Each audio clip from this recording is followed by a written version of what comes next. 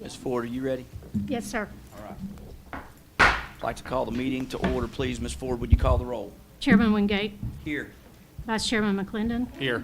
Dr. Highlander, Here. Mrs. Hill. Here. Mrs. Jones. Here. Mr. Perez. Here. Mrs. Robinson. Here. Mr. Smith. Here. Mrs. Servant. Here. Ms. Tidmore.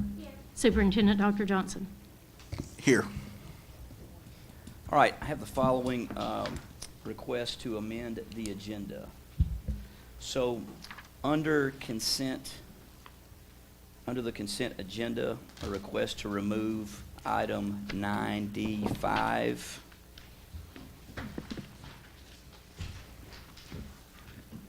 The grant application request for STEM school.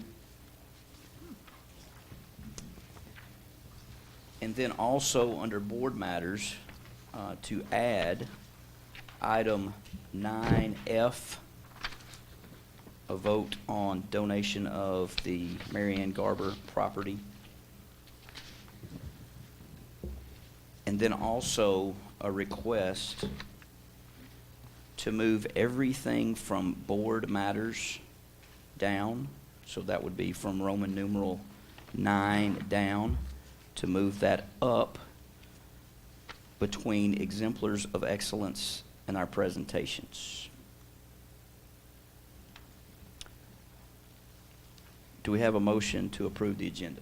So moved. Second. All right. Any questions about that at all before we vote? Yeah. Mrs. Jones, and then Mr. Perez. Is there a reason why we're moving the board matters up? Yes, I had a request to move the voting items up to the beginning of the meeting, and so I was indifferent to that. I'm still indifferent, so it's a request. So up to you guys. Well, I mean, just curious. Yeah, that's what I was trying to Yeah. figure out, like, is this Is it for the sake of like the meeting time or? Yes. period, like ongoing, or? No, not ongoing, just for the sake of tonight's meeting time. For a board member or for staff? For a It was board for member. me. Yeah. I'll just, I have to leave to take one of my grandchildren somewhere because my daughter has been in the hospital and I need to take them somewhere. So if you have a problem with that, we can leave it. I don't care. Okay. So She's out of the I- hospital Mr. now, but I Perez. still need to handle it for her. I have Thank a you. simple, two things about that, which is, I do have to state the board disclaimer, which is below where you're asking us to move it. So I'd have to move that as well. Okay. In order to do that. Great. And then I'm concerned about the delegations that are here in case, because we are voting for the budget approval, which is potentially something that may take time, I'm not sure. And so I want to make sure our delegations aren't here indefinitely. Okay. Just state that. Joe, if Alright. it's a problem, you can leave it and I'll just get up and leave if I have to leave. It's not a big deal. Okay. Anybody else? I mean, you can leave it originally. It doesn't make any difference. My daughter may be able to handle it anyway. I talked to her right before I came. I think she's gonna be okay, so it's fine. Okay. She's out of the hospital, so. Go ahead, Mrs. Hill. So is the way that it's listed on red what you're actually asking us to do? 'Cause- Everything that you see in red is what I've asked or had requested, Okay. except for the movement of everything that we're going to So it's vote on Further movement, okay. to the front of the meeting. Yes.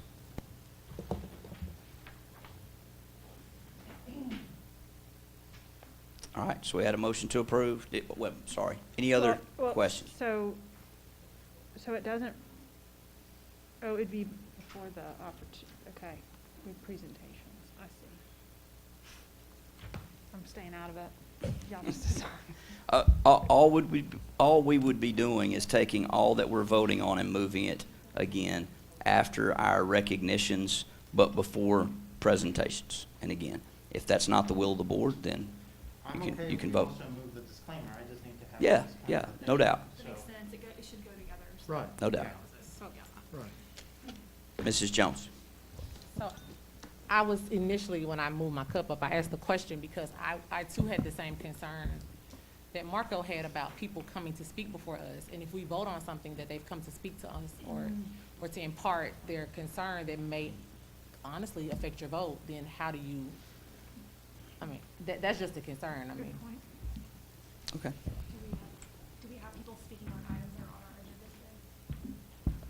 we have delegates to speak, one on the budget, one on mask mandates, one on acceptable use policy violations, and one on just reflections from the school year.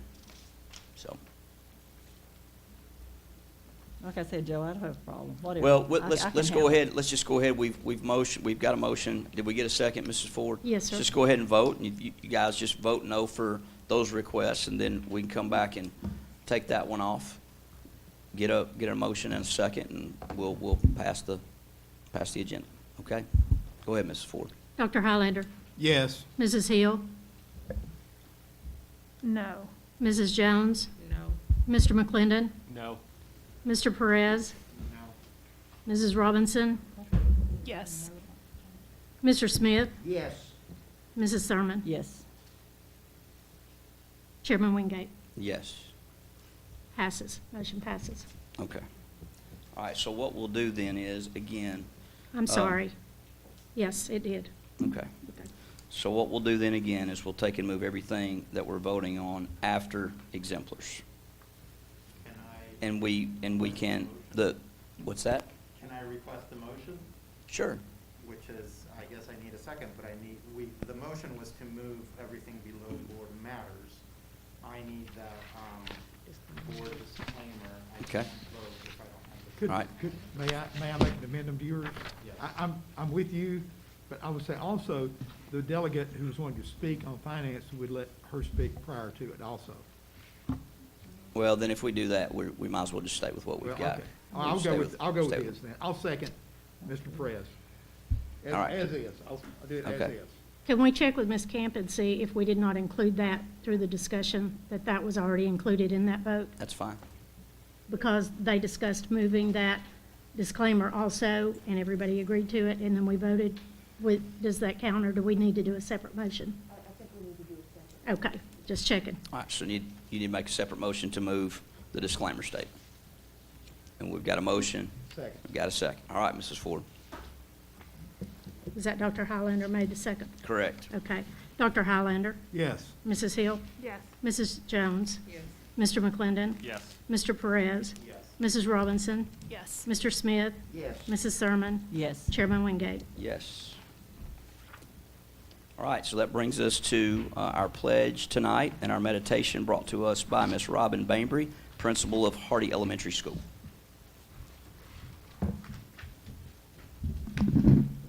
Good evening, everyone. Chairman Wingate, Superintendent Johnson, and the members of the board, thank you so much for this opportunity to speak tonight. I'll try not to cry. When preparing for tonight's session and reflecting on this year as a whole, I wanted to share what inspires and motivates me to lead in such a year of unknowns and things that are constantly changing. Over the course of my time as an educator, I've read many articles, passages, and poems that truly motivate and inspire me to do this work. I've watched several videos and TED Talks on strength and perseverance, which I considered sharing tonight with all of you. But I stepped back, and that just wasn't it. That wasn't the driving force of what I do every day. It's them. It's the students. Their daily perseverance and grit, and the ability to remain positive and happy, and just not miss a beat every single day. Our teachers and staff and our teachers and staff and their undeniable dedication to do what's best for students, transitioning on a dime, creating opportunities when there just didn't seem to be any, for students to turn and talk and have discourse in the classrooms, but wear masks and make sure you're 6 feet apart. They did it, and they did it beautifully. Our Hardy families, supporting this virtual learning world that we're in, teaching, sometimes teaching multiple grades in the same home every single day, navigating the wonders of technology, which we all know is fantastic, picking up and dropping off work on a weekly basis to ensure that their students continue to learn, essentially themselves becoming teachers. The inspiration and motivation that I want to share with you didn't come from a passage or a poem. It's what they do every day that inspires and motivates me. Here's just a little piece of the amazing work of our Hardy Eagles this year. We didn't stop. We kept fighting.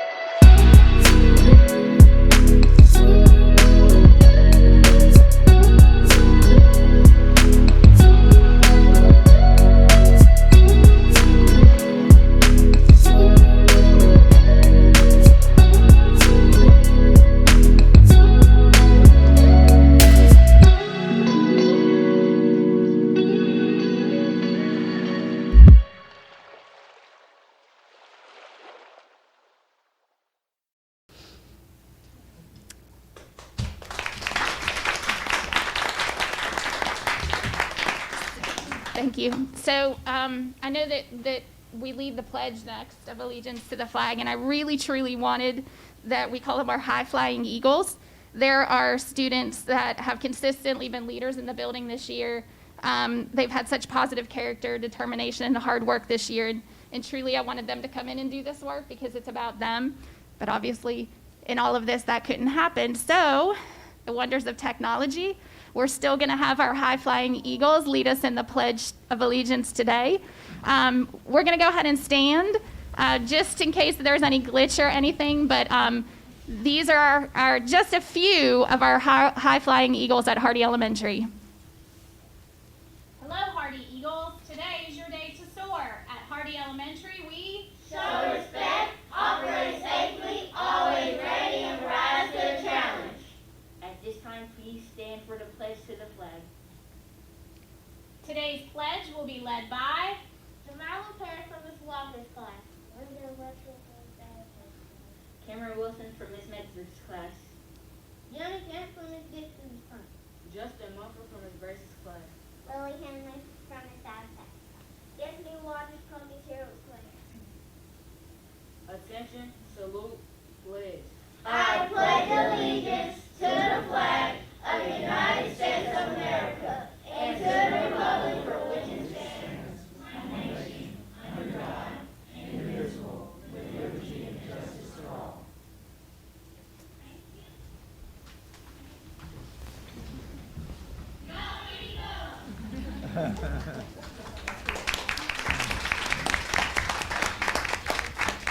Thank you. Thank you, Mrs. Bainbry. All right, next we will recognize our exemplars of excellence, and Dr. Robert Sharp, I believe, will have our first recognition.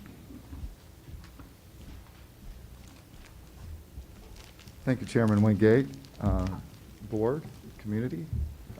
Thank you for allowing us to be here this evening. It's always an exciting occasion when we can recognize, or when our educators and school leaders are recognized at the state and national level. And I'm bringing to you tonight two of our school leaders, Ashley Wilson from Nolan Elementary School, who's the principal there at Nolan, and Jamily Johns, the assistant principal at Nolan Elementary. And they both were awarded some very prestigious recognition this year. Ashley is the National Association of Elementary School Principals Principal of the Year for the state of Tennessee. That's the NAESP organization.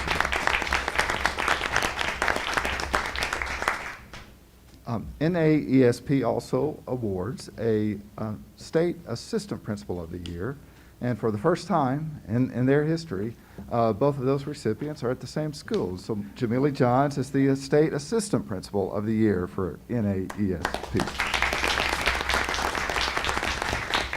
Y'all stand up so everybody can see you. And Marco Perez, who's our school board representative for District 2, may have a comment. Forward, here you are.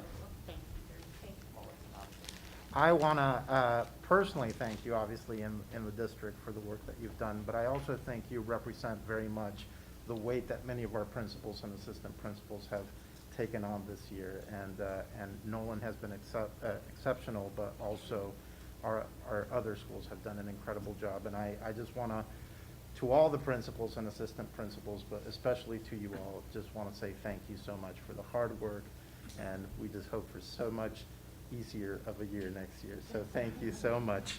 Thank you very much.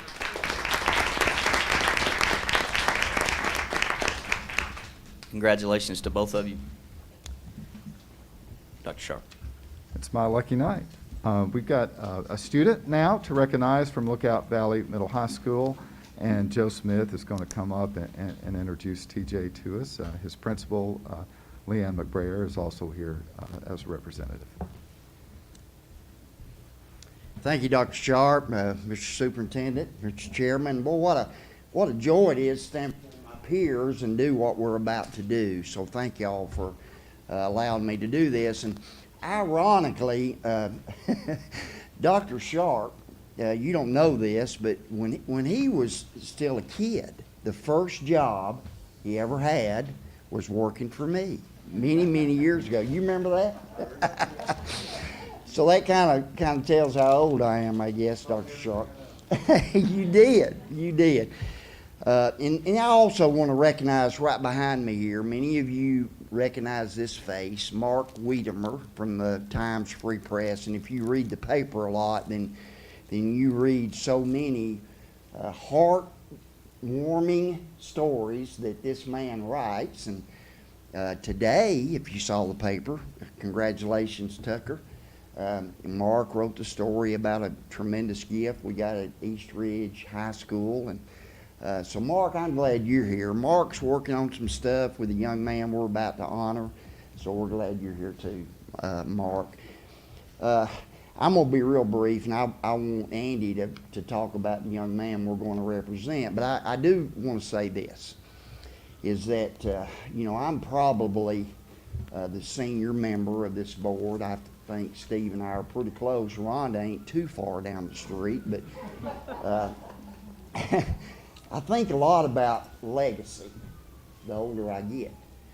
And what I came to realize is that your legacy really begins when you can walk away with pride as the next generation steps in. Isn't that true? And my young son, Coach Andy, who's here, and I'm gonna let him talk about TJ, but you know, Andy grew up in a home that we didn't know how to do anything except love on folks, and Andy coached football for many years, and then I twisted his arm into come coaching for me, and he did, and we've had hundreds of kids come through that program, and a lot of successful athletes, but more importantly, turning young athletes into young men, productive, contributing members of society. So I learned the importance of doing everything you can to reproduce yourselves. And that's what I'm trying to be about. And I've worked hard at trying to reproduce myself in my young son, Coach Andy, who, when I walked away in 2017, he's a lot smarter and a whole lot better looking than his daddy, and is just taking that program to the next level. So Coach Andy, I want you to come, and TJ, you come, and I want you to talk about TJ. I want you to do one thing for me, Coach Andy, before you talk about TJ. And I'll never forget when Andy was 18 years old, and we'd had several of our little boxers had qualified to go to a national event. I didn't tell you I was going to do this. And it was in Syracuse, New York. Andy was 18 years old, and I couldn't go.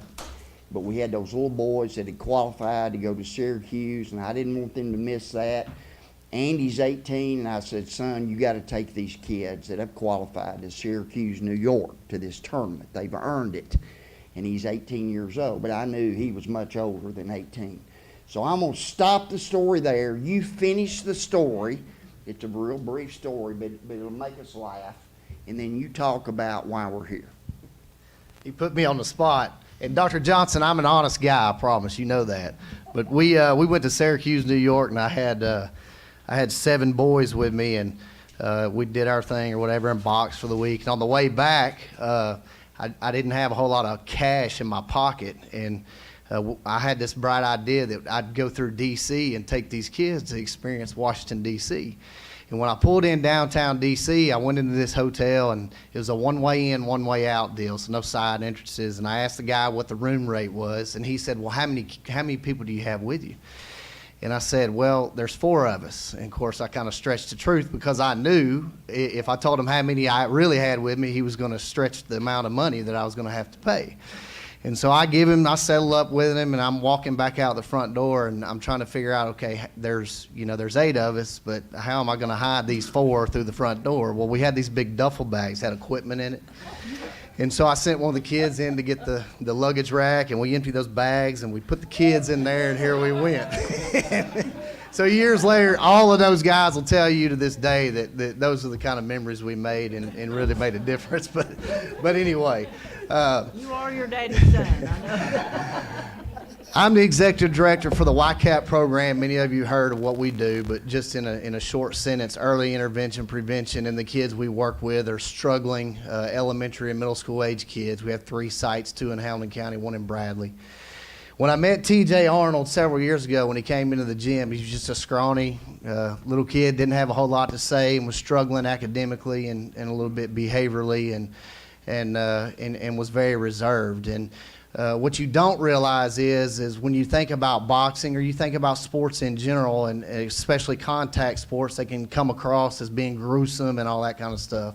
But I can tell you that who knew that a punching bag and a glove could change the trajectory of a child's life? And now I say young man. The last week of March, the first week of April, we spent 2 weeks in Shreveport, Louisiana, trying to help TJ chase his dream of becoming a national champion and representing the United States at the highest level. And he earned a silver medal, and will be going to Colorado Springs for about a month this summer, and then we'll be preparing to qualify for the Pan American Games in Colombia this fall. And so he's able to chase his dream. But I'll let him share just real quick of what the program has done for him and how it changed his life.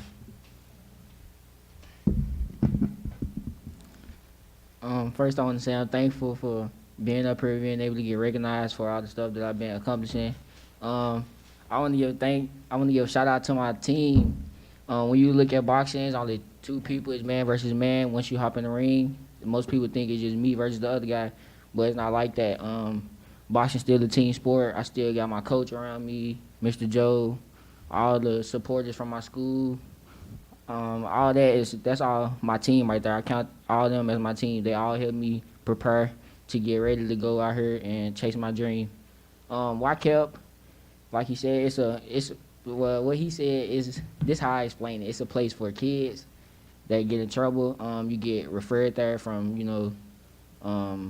the teachers, juvenile referrals. So you get referred there. Me personally, I got referred there by this man. I was in my neighborhood. I was a bad kid, bad grades. I had got to fighting with one of my neighbors, and this man had took me to the gym.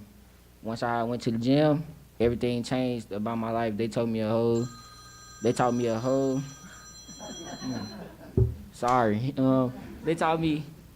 a whole different perspective of life.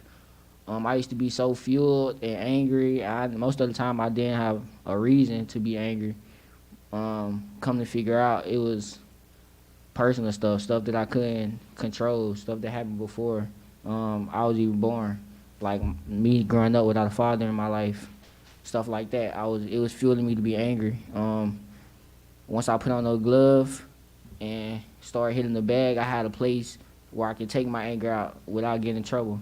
It's better for me to train and lose all my anger in the gym, doing it the right way, than to keep fighting on the street, getting in trouble. So YCAP really changed my life. It helped me out. I'm thankful to be here. I wouldn't be here without YCAP. I'll be in jail or dead probably. It set me on a whole nother path. So thank you.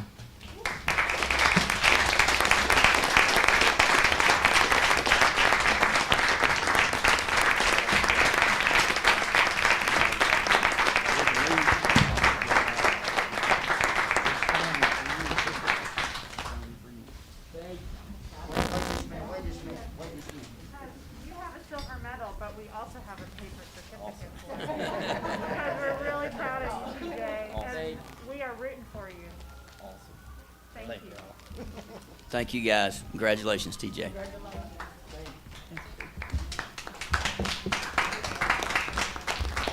Hey, Joe, can we make Yes, a ma'am. donation for his trip or to help pay his expenses or? I'm sure you can. I'll put you in touch with Coach Andy.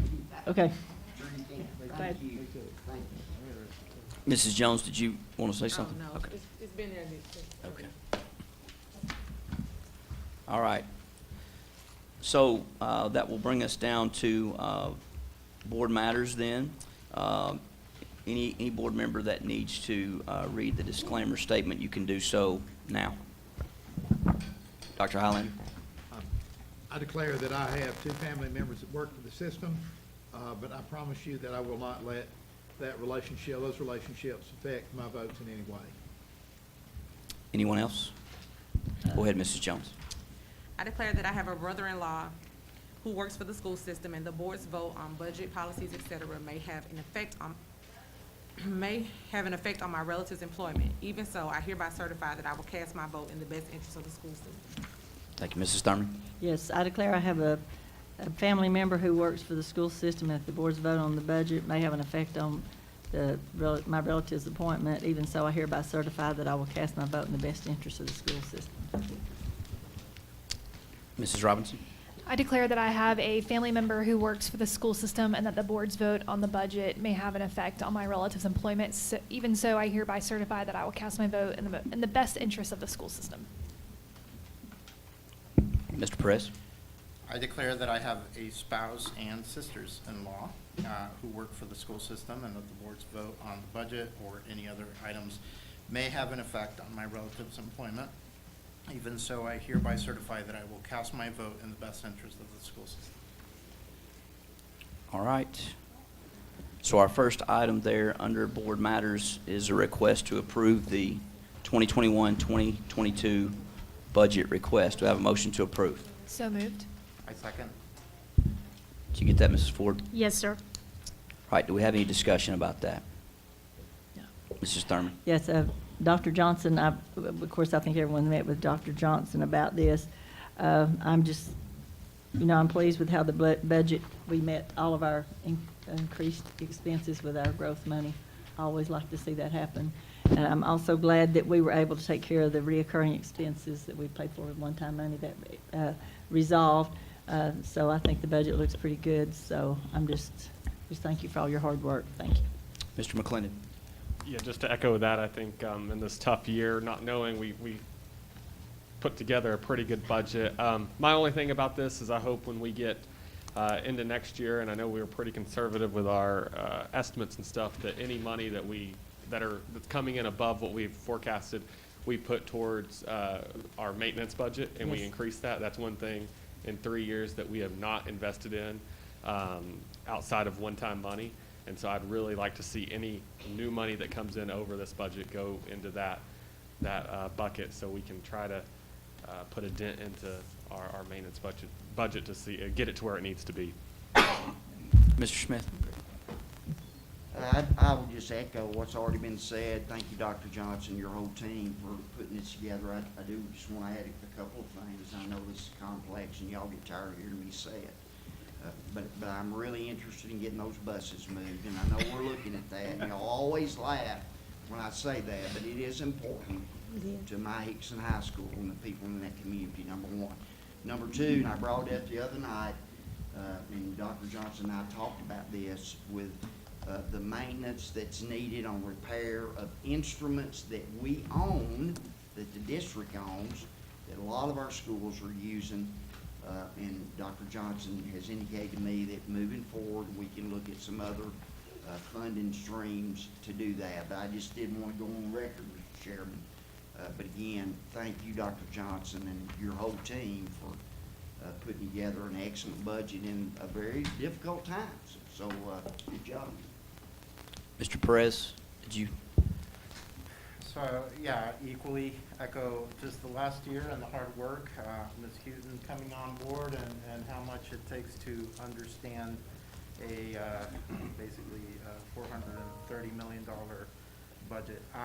I asked during the work session about the custodial services because we voted for a certain amount and we are covering part of that with ESSER funds because it's justified with the extra cleaning and whatever. But I do, it's not enough to affect anything, but I do think that anytime that we have ongoing costs that we have to honor no matter what, we should probably have a practice of taking that from our regular operational budget and not from a budget that is extraordinary that year. I'm all for recovering as much of that as we can in any other way, but it's not going to affect this. But I just personally think all ongoing costs that we know we have to cover should be calculated within a regular budget for the normal practice. But other than that, I do think we've done an incredible job, and I'm excited that Hamilton County is growing, and that means that our schools hopefully can continue to get more support from our community. Dr. Highlander? Thank you. I'd like to echo what everyone else has said too. Dr. Johnson, Dr. Robertson, we appreciate all your concerted efforts in the balanced budget very much. I did a real quick comment that Dr. Robertson may want to respond to this, and I do think I do know the answer, but I'd like for you to tell why our CSLA is slightly above and just explain that. And we approve money, but I do know, having done house construction for myself recently, that exponential costs have gone up in construction. I mean, 2x4s are almost doubled in the last 6 months. So if you would explain why CSLA has gone above what we originally, and then I have one other brief statement after that. Dr. Hine, I'll come back to that when we get down to item C, if that's okay. Okay. The other question, if this is not the right time, Mr. Wingate, let me know, but on the Mary Ann Garber property, are we giving it to the group? Are we leasing it to them, loaning it, or what? We can get to that. Okay. We can get to that. When We'll that get to comes, I'd like to know. Yep. All right. Mrs. Hill? I'd just like to highlight something that I brought up during the work session on Monday. you know, this budget, we all know we've come through a hard year, and we're all glad to have a balanced budget. But we have 5 primary areas of focus with our strategic plan: accelerating student achievement, future-ready students, great students and leaders, engaged community, and efficient and effective operations.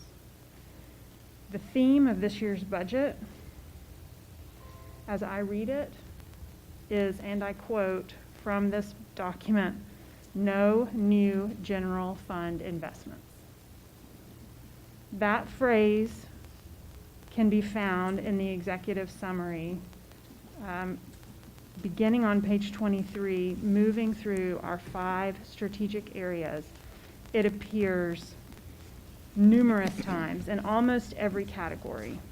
And those of us, you know, on the board, we've all studied this, and we know the things that we are committing to. We're committing to ensuring that our teacher pay continues to improve, doing the same for our classified staff, keeping our elementary school numbers and increasing our high school numbers of teachers due to the need. But it's very important to me that we are all aware that those 5 key areas, our general fund has no new general fund investments. The investments that we will be making this year toward our strategic goals, above and beyond what's gotten us this far, is all because of ESSER money.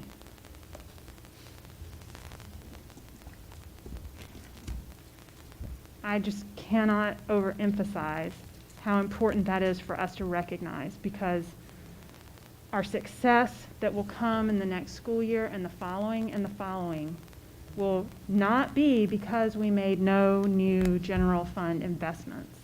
It will be because of ESSER money, and that money is going to go away. So I just want us to all be aware of that. Right, do we have any other question or comment about that item? Okay, Mrs. Ford. Dr. Highlander? Yes. Mrs. Hill? Yes. Mrs. Jones? Yes. Mr. McClendon? Yes. Mr. Perez? Yes. Mrs. Robinson? Yes. Mr. Smith? Yes. Mrs. Servin? Yes. Chairman Wingate? Yes. Brings us to our next item, which would be the proposed schedule of sessions for 2021-2022. Do we have a motion to approve? So moved. Yeah. Second. Okay, did you get those, Mrs. Ford? Yes, sir. All right, any discussion around that item? Mrs. Jones? I just want to make sure that, am I reading something wrong here? Because the dates are not right in this. So like, there's a 2020 date in here with 21 dates, 2022 dates. I just want to, before we approve this, I just want to make sure that goes, that we know that we need to correct that. Yeah, yeah.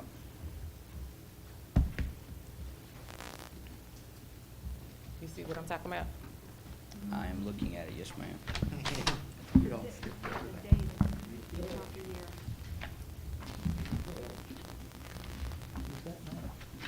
Yeah. This is 21, next year's It's 21 and 22 next year. Yeah, it's just the fall, actually, it's August, September, October, November, December, for whatever reason, the rest of those are Right. correct, okay. But the, Yeah. right, the year. Should be 21. The dates themselves, as far as being the third Thursday, are accurate. With the exception of Right. November and December. Or second, Right, in some Sometimes- cases. But sometimes I will Right. make that correction. unless Thank it's you. around the holiday. Yeah. Okay. Thank you. Okay, anything else there? Okay, Mrs. Ford? Dr. Highlander? Yes. Mrs. Hill? Yes. Mrs. Jones? Yes. Mr. McClendon? Yes. Mr. Perez? Yes. Mrs. Robinson? Yes. Mr. Smith? Yes. Mrs. Thurman? Yes. Chairman Wingate? Yes. Next, we have the project for the new CSLA. Do I have a motion to approve? So moved. Second. All right, I will let Dr. Highlander go ahead, or let Dr. Robertson address that, and then Mr. Perez. So the Hamilton County Purchasing Department opened bids on Tuesday at 1 o'clock. The low bid was Tricon at $30,690,000, which, as Dr. Highlander pointed out earlier, it's about $2.5 million over what is currently in the bond projection. This was not an unanticipated issue. Even when we talked about this back in the fall, we were talking about the increased cost, but we've seen over the last 2 months an enormous increase in the cost of materials and supplies. So the plan moving forward to make that up is to use ESSER 3 dollars to put in the HVAC and some of the other items that would fit into those funds. So we have a plan. We've spoken with the county and feel obviously very confident that that's not going to be an issue. All right. Mr. Perez? Yeah, I think this, thank you, Dr. Highlander, for that, and Dr. Robertson for the explanation.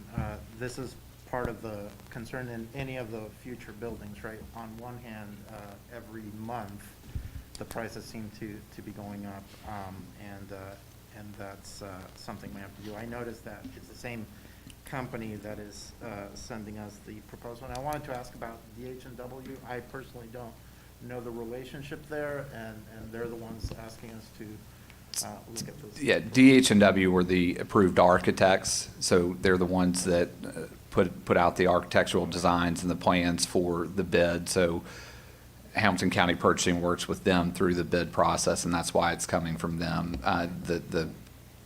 The contracting company is Tricon, and we had two other bids from different companies, but Tricon was the low bid. I did notice they were the ones who had also given us the estimate earlier, and so there's, I mean, it's a 15% difference, so it was a significant difference. And I will note that a positive is that all three bids were relatively close, which tells us that they're seeing the same things. If you had a huge discrepancy, that would raise alarms because, you know, if someone's seeing something different, but all three saw a similar concern on price of supplies and materials. And so that gave us confidence that this is a good bid and one that we can move forward with. All right. Anyone else on that item? Okay, Ms. Ford. Dr. Highlander? Yes. Mrs. Hill? Yes. Mrs. Jones? Yes. Mr. McClendon? Yes. Mr. Perez? Yes. Mrs. Robinson? Yes. Mr. Smith? Yes. Mrs. Thurman? Yes. Chairman Wingate? Yes. All right, next we have the request here for the Chattanooga Charter School. Do we have a motion to approve? So moved. Second, yeah. Okay, any discussion on that item? All right, Ms. Ford. Dr. Highlander? Yes. Mrs. Hill? No. Mrs. Jones? Yes. Mr. McClendon? Yes. Mr. Perez? Yes. Mrs. Robinson? Yes. Mr. Smith? Yes. Mrs. Thurman? Yes. Chairman Wingate? Yes. Next item is approval for the Ivy Skillern Elementary Charter School. Do we have a motion to approve? So moved. Second. All right, any discussion on that item?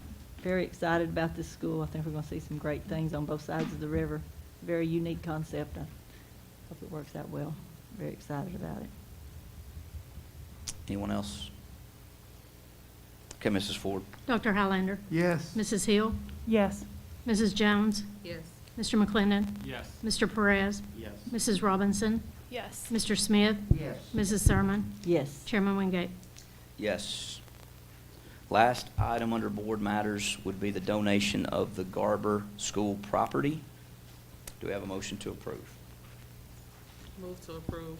Second. Okay, Dr. Highlander, go ahead there. Just Dr. Johnson, Dr. Robertson, I'm not sure which. Are we giving the land, are we leasing it, or a donation? I'm not sure what that connotes. So if you look at through the request, there's a 501c3 that's being put together, and John Maynard's here, but the partnerships with the Tennessee East Tennessee Association of General Contractors, Hamilton County Government, City of Chattanooga, Chattanooga TCAT, Chattanooga State TCAT, Chamber of Commerce, and then Hamilton County Schools that will make up the Construction Workforce Center. The center is going to be set aside for vocational training. And so if you look at the second page, I'll bring your attention to a couple of points. First, that the full agreement has not been established. The second thing is that it is requesting a donation of the property at Garber. There is a clause that if the property were ever used for something other than this workforce development center, that there's a revision clause that the property could come back to Hamilton County schools. So to be clear about what this is asking is, since the documents are not fully executed, this is asking for the board to approve the executive committee, once those documents are finalized, to approve the agreement. If I could add, I am all for this. I think it's wonderful for our young people. I am 100% for it. I'm wondering if we could give a lease and retain the property values, and that would keep our bond rating lower. It's what I'm thinking, that we could get more bond money in the future. I don't know if that's possible or not, but if we retain title, it would help our overall bond rating for the county as far as money coming into the school system. Just a couple of things. There's investment from the county, the state, as well as the Association of General Contractors. And I know Scott's worked very close. I know Mary's here. The two elements, not just the revisionary component that will be within the document, but also the tightening of language within the 501c3, bringing clarity to the fact that if it's ever used for something else, we have the ability to bring it back. So the investments from the other organizations are significant and well beyond the value of the property, and I just think from a comfort level of those that are investing, and again, the state's invested, the county as well as the association, and we're also approaching others. Thank you both. Yes. Thank you. Ms. Robinson? Yeah, well, piggybacking just a little bit off Dr. Highlander, just so I can understand, is it transferring to did you say nonprofit or a 501c3 or an LLC? That's 501c3, and Okay. Mary, Okay. do you want to, you can add any color you want to. I don't want to get too far off the legal rails here, but it is a 501c3, the third party that has Hamilton County Schools representation, county government, the city's also, as well as the Association of General Contractors, the Chamber, and Chattanooga State TCAT is also investing a significant amount in regards to equipment, all equipment essentially. Right, that's right. So, yeah, it's a 501c3, and then, of course, what Dr. Robertson and Dr. Johnson have talked about, we've got these provisions to make sure that it will continue to be used for the purpose we intend, in perpetuity. And if Okay. not, it comes back. I was just trying to understand who the title's transferring over to, okay. So, will this school end up hitting our books? Like, will we be responsible for allocating funds? Okay, so this is a privately created school by a new nonprofit, and they're gonna solely fund the operations of this school? Correct. It'll Okay. serve our students as well as workforce development for Okay. the community, specifically for the construction trades. Yeah, okay, great. Personally, I'm really excited about this opportunity. This school is very close to Hardy Elementary. It's in my district, and 2 summers ago, a city council member brought me into the fold on it, so I think it's fantastic, and I'm excited for what it's gonna do to the East Chattanooga neighborhood. I am curious, though, are they charging tuition, or is this going to be a free opportunity for students? So for our students, and John can chime in here, for our students, John's done yeoman's work behind the scenes, working through curriculum, et cetera. For our students, it will be free. Okay. But John, you others want to could- speak, anything else you want to speak to, but it will be free for our students. And also keep in mind, and we had a meeting about this today, it's about what I said, but it's really taking our future-ready institutes where we've got like, East Ridge has a construction program, a building program. It's really taking that and allowing those students to really accelerate their courses, and they'll come out ready to go. And so it really is a really neat transformational concept that John's worked really deeply with Chat State and TCAT on the coursework. TCAT's providing the instructors, the equipment. Our students are going to get to access it. Well, I'm under the impression that it's an opportunity also for like skill training or skill retooling for adults, so even beyond our own students. That's correct. So I guess ultimately, I'm just hoping that there's an opportunity for either scholarship or one of these other entities covering whatever the cost would be for adult students to attend, because in where the neighborhood where this is going to be located, there's just so much great opportunity for the people that live there to now like go into a new profession. And so, I realize that that's not necessarily our area, but, I'd like to know. I can address that. That'd be awesome. Because it's all, they're in TCAT, then it's, the scholarships are like Hope, all those things are available to those. There's actually a lot more adults than they are for the high school students, Tennessee yeah, Reconnect. Yeah, Tennessee Reconnect. Yeah, see those things, so, yeah. Mr. Perez. I'm sorry, Mrs. Thurman, then Mr. Perez. Okay, a couple of questions. It's available to students. Is that during the day? It will be during the day or after school? Yeah, or- it'll be a partial day, so, they get their core classes, and then they really focus in on Just like they this would do. vocational component. Okay. Correct, Sequoia. It'll be like a half-day program, like what we're now doing at Harrison Bay and Sequoia. Okay. It'll just be, so obviously the students kind of within geographical range are a little better off than those coming from a further distance, but it actually will be open to any student in the county. Okay, what age? Juniors and seniors. Just juniors and Yeah, seniors? yeah. Okay, transportation, question mark? We're- Are they gonna provide transportation, or? We're trying to get ahead of all that. Okay, it's fine. So- But one plus that I see from the school board aspect is it'll take them off our maintenance. I know that school's in really bad shape, and they'll take all that maintenance off, and they're gonna be redoing the building and all, so that will be a plus on our part too. Thank you. Mr. Perez. What is the value of the property? Yeah, we're digging into that right now. I think our insured amount is not accurate, so we're trying to pull appraisal value right now. An estimate, an idea?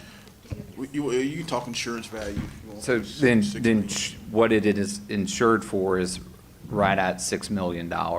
But again, that is an insured value, and it is, I can promise you that if we were to walk through it right now, it's nowhere close to that. Marco's probably worth $500,000 at best. Yeah.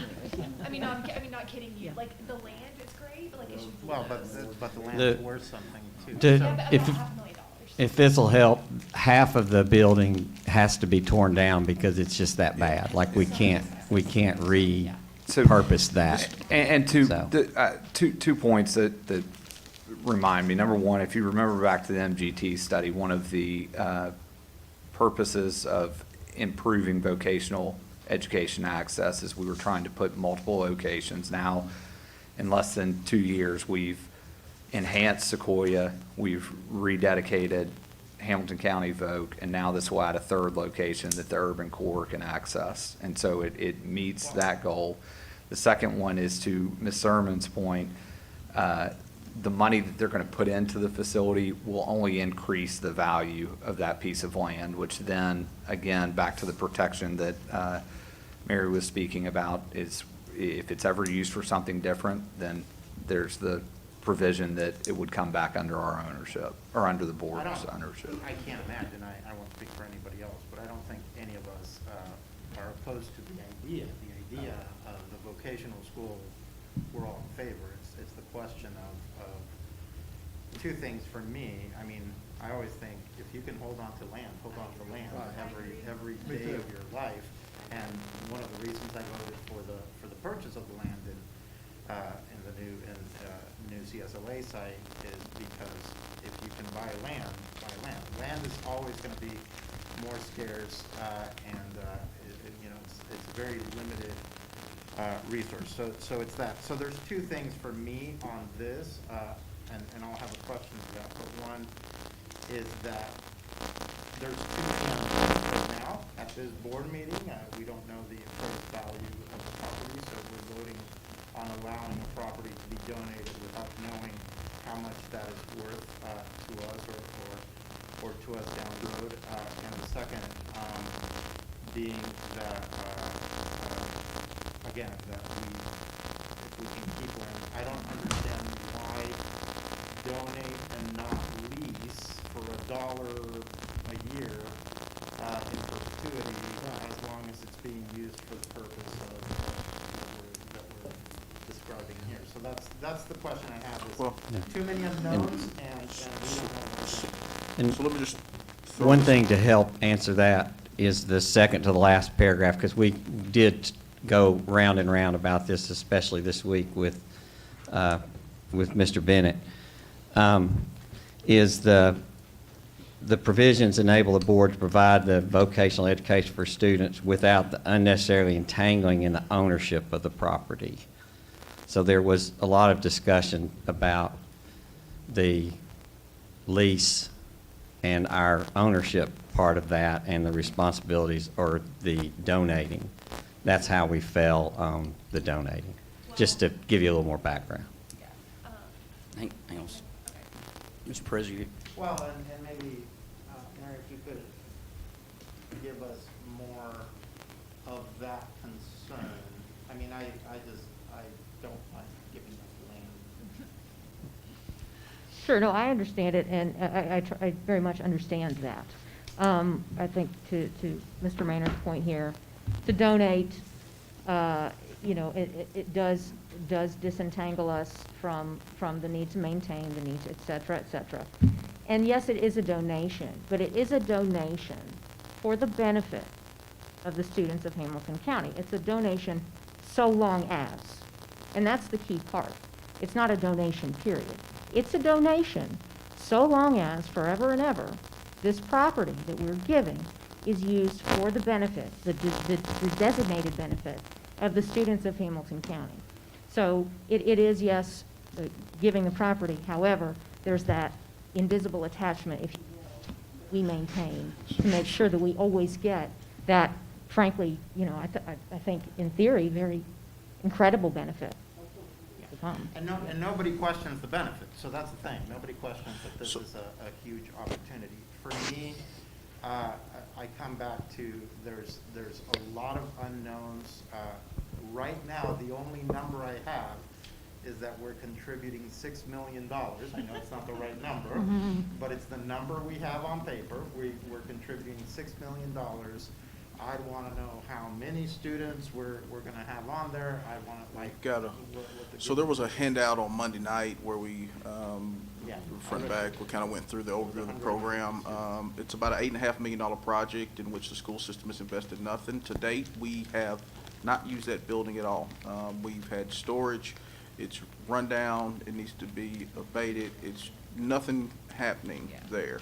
And so you've got, the board's decision is really an opportunity to, we talk about our desire to make sure the students are post-secondary ready, and all the conversation that we have about vocational training and support and construction, the trades, and positioning students for success. And we've got city government, county government, private partnership, state government, all at the table trying to coming together to fulfill a need. I think it's a One last question to that. Is there a reason why 1 month from now, when we meet together as a board, like this has to be executed without a board decision within a month? I just want to be clear, like we've been, and I know Marco did, to your credit, or Paul, I know we've been talking about this project for over a year, and it paused because of COVID.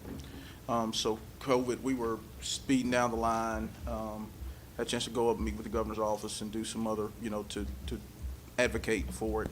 And then then COVID hit and everything stopped. And so it came back in the last month. So that's that's kind of, it was a stop-start and probably during the transition season, but there's a lot more.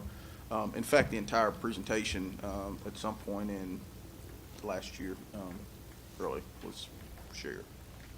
And if I could add, that's like an if necessary, what you're doing, because y'all's packet, for us, we have to have it ready in a couple weeks for the May meeting.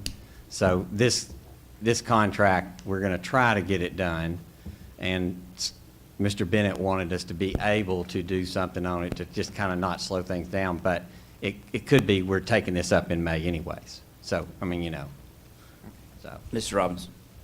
Yeah,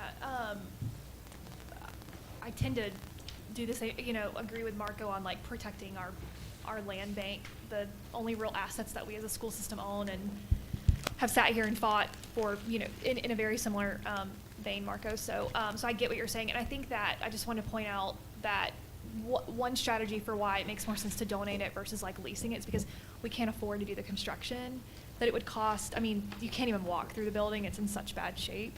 But to your point, like to give up an asset like that is crucial. So Mary, you pointed out that it's a, what was the phrase that you said? You said like, if they do not like execute, we can take that, right? Right. So, yeah, and we've been in that situation before too.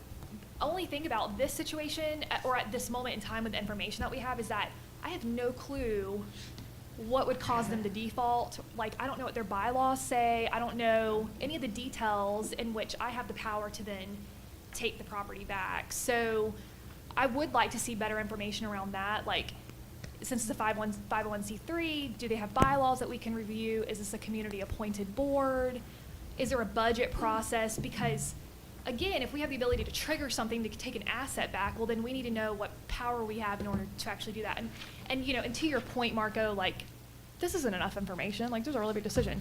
And we make these, and this is a really valuable program, and we all agree on that. But I have to agree with you that, like, it gives you heartburn to have to make a decision on something like this without more information like that. So if we could just get that info, I would feel better. That would all have to, the answer to all your questions were yes, as far as the board and their board, the 501. That all has to be part of this contract. So it would have to be reviewed. We're just asking that the executive committee be able to review that. So all those answers would have to be answered before your executive committee voted on it, if it even comes to that. That makes sense. So basically, we're in LOI phase, and you want us to basically move forward in the LOI, so that you can move forward in the contract, and then we vote on contract. Just to try to keep things moving. Because a big part of it is you've got state, county, and city that are in the budget process that are getting ready to give multi-million dollars to a project. And so, you know, they're showing good faith. We want to show good faith in moving down the road. If this is the direction the board wants to go, at the end of the day. Absolutely. If there's an opportunity for us to see the things that I, just pointed out, that would make me feel a lot better. Dr. Highlander. I think, Ms. Thurman. Go ahead. No, you go. I agree wholeheartedly with what Ms. Perez and Ms. Robinson say, and I am 100% for this. I think it's great. Everyone here is. There's no doubt about that. My father preached in that community for 7 years, and I have a heart for that community, and most of the community, a lot of the people are gone. He was at Boone High Singer Housing Project when it was there. But do you know how much physical property we have, Dr. Robertson? I mean, that seems to me it was like acres there. Am I incorrect? Do you know the Give me a second, I can look it up. And while he's looking that up, would a long-term lease be a deal breaker with these other agencies? I mean, if we retain title but gave them a qualified lease for an indeterminate length of time, they could still go and we would still retain ownership. But we could say, we could give them a lease as long as they maintain it. And we would still have it in our land bank. And I'm just, it's hard for me to give up land, although I want this badly for our children and young adults. Yeah.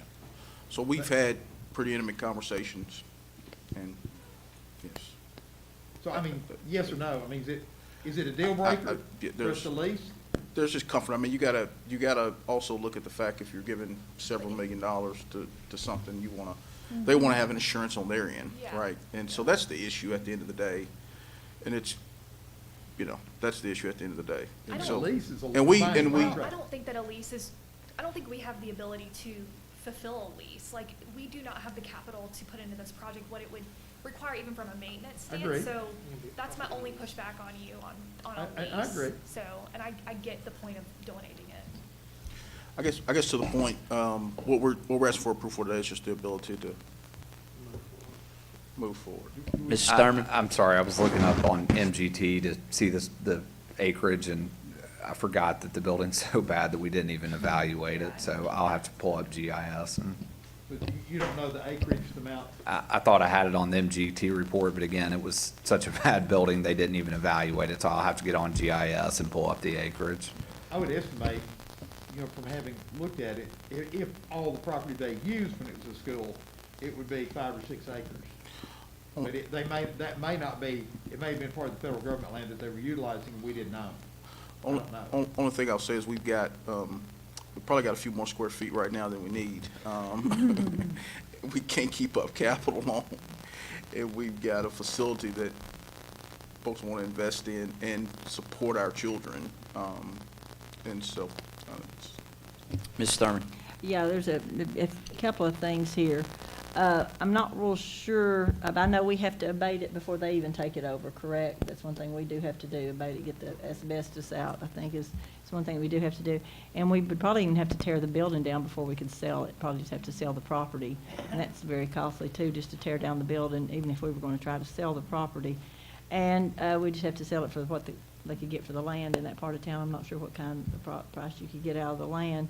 But I know, Justin, I guess you were here when we were getting rid of a lot of property that we had that we were not using the buildings, and some of that we couldn't even give away at one point. And so we have given away property before just sold it to somebody for $1 just to get it off of our maintenance rolls because it was not doing us any good. It was costing us a lot of money in maintenance, but those are just some things that I think we need to think about it as well.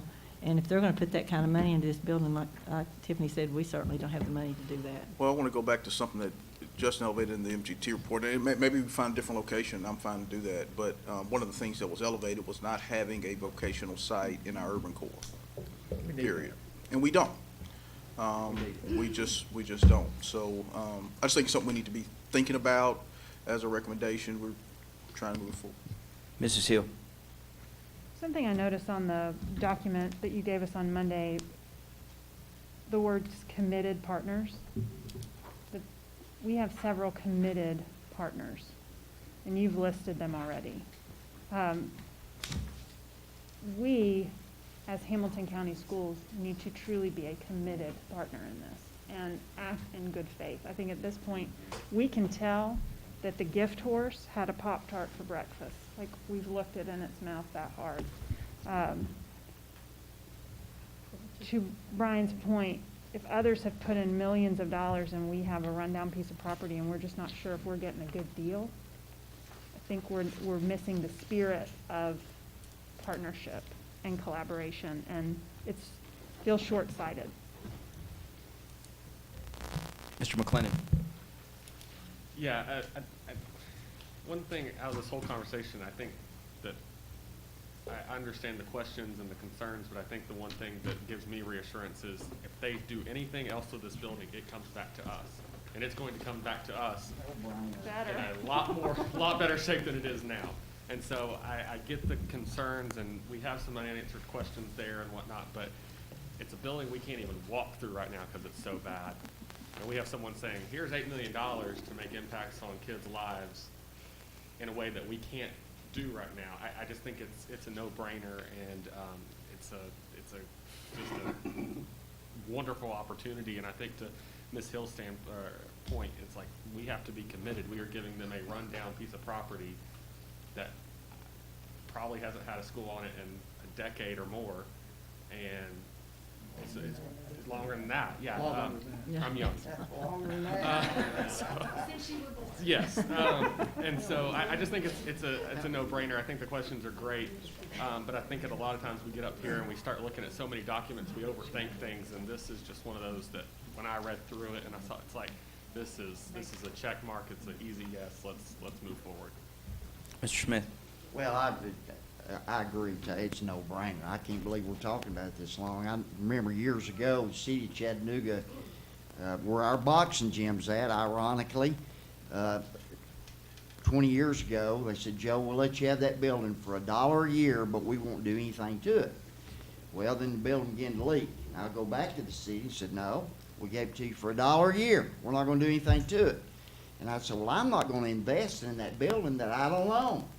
So they ended up giving us the building, provided we kept it what it is. And so then we invested money, repaired it, and it's still what it was 15 years ago. This is a no-brainer. It's an absolute no-brainer. I call for the question, Mr. Chairman. Anything else? All right, Mrs. Ford? Dr. Highlander? Yes. Mrs. Hill? Yes. Mrs. Jones? Yes. Mr. McClendon? Yes. Mr. Perez? No.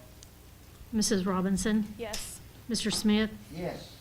Mrs. Thurman? Yes. Chairman Wingate? Yes. That moves us down to administrative business matters. We have a request for approval of faculty and staff. I think it's the reimbursement for personal property loss during the tornado. Do we have a motion to approve? Second. All right. Did you get those, Ms. Ford? Yes, sir. All right. Do we have any discussion around that item? Mr. McClendon? I just want to say thank you to Justin. It's hard to believe. I think Monday, Tuesday was the 1-year anniversary of the tornado, and I think this kind of puts the final bow on that whole recovery. And if you walk through East Brainerd Elementary, you would never know that an EF3 tornado did $27 million worth of damage and destroyed 22-something classrooms and over $200,000 in personal belongings. So just say thank you to Dr. Robertson, Dr. Johnson, our contractors, our insurance. It's been a long year for that community, and I'm glad to see us putting this one behind us. Mr. Smith, do you have something? No, I'm sorry. Okay. Anybody else?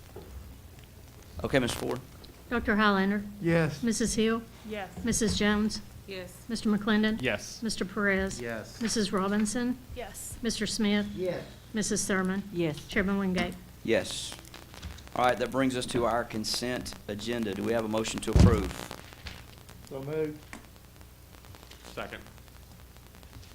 All right, any items that we need to take a look at?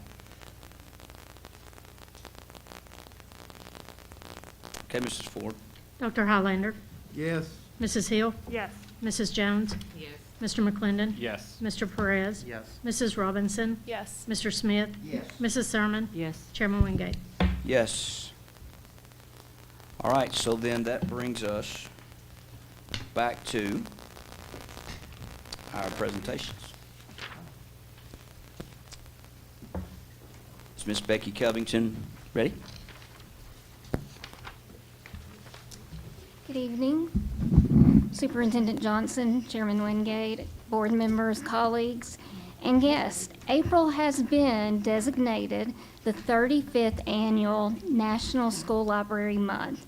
It is my privilege to recognize the Hamilton County School librarians as we celebrate not only them, but our libraries in our schools.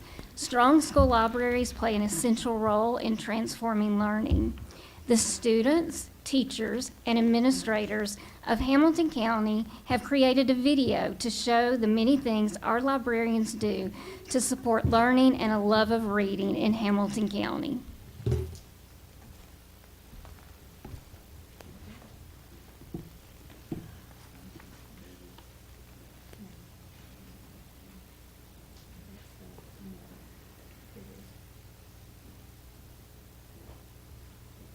Apologize, I thought we already had something.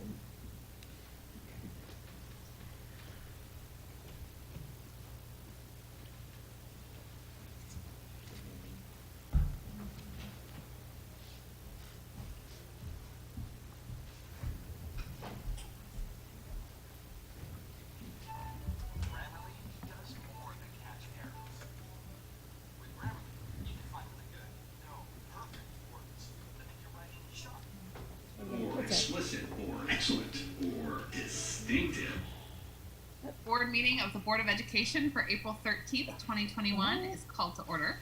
For tonight's meeting, any item that will be voted on has been posted on the PPS website under the Board and Meeting tab. This meeting is being live streamed on PPS TV Services website. There we go. There we go.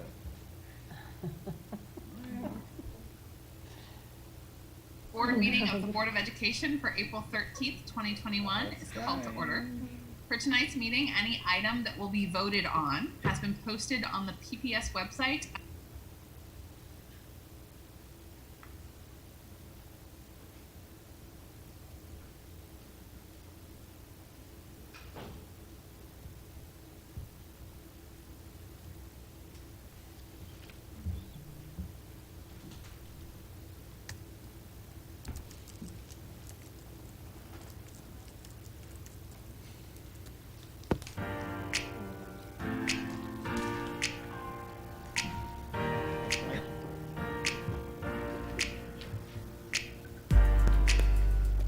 HCS librarians provide instruction and learning opportunities for all HCS students every day. Our librarians are extremely important in terms of connection and collaboration for our students. Connect with our classroom teachers so that the day-to-day of instruction is elevated and brought to life. That person was being mean. Did you see the little clock going round and round?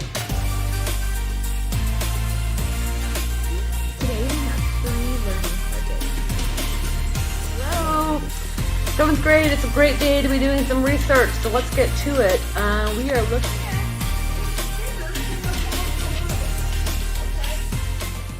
Administrators trust librarians to be instructional leaders and to deliver meaningful professional learning opportunities for HCS teachers and professionals in school and district-wide. One of the activities that she has managed to put together this year and has done and pulled off beautifully, even in the midst of COVID and the pandemic, is the professional development that she did for all of the teachers in the building. And Ms. Roddy seeks to make the library an important piece of instruction for all teachers across the building in grades 6 through 12. The librarian leadership team produces their own 3-day professional development program that keeps HCS librarians on target with national and state standards. At the beginning or the end of a lesson.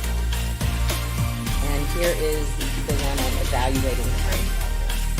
And they, as always, kind of participants download the Flipgrid app onto your phone or whichever device you want to use.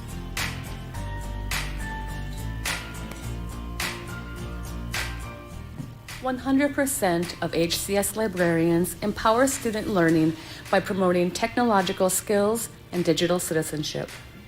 I am excited to join my teacher tonight and make the undefeated. You ready?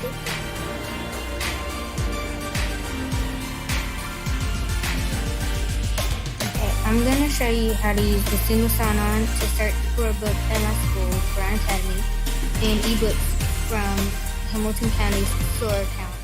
Over 50% of our librarians are actively managing distribution of one-to-one devices. School librarians have been essential during the pandemic. Teaching and learning could not have happened without our school librarians. They helped to distribute devices to students and teachers. They helped get those set up, and they even helped troubleshoot them when possible.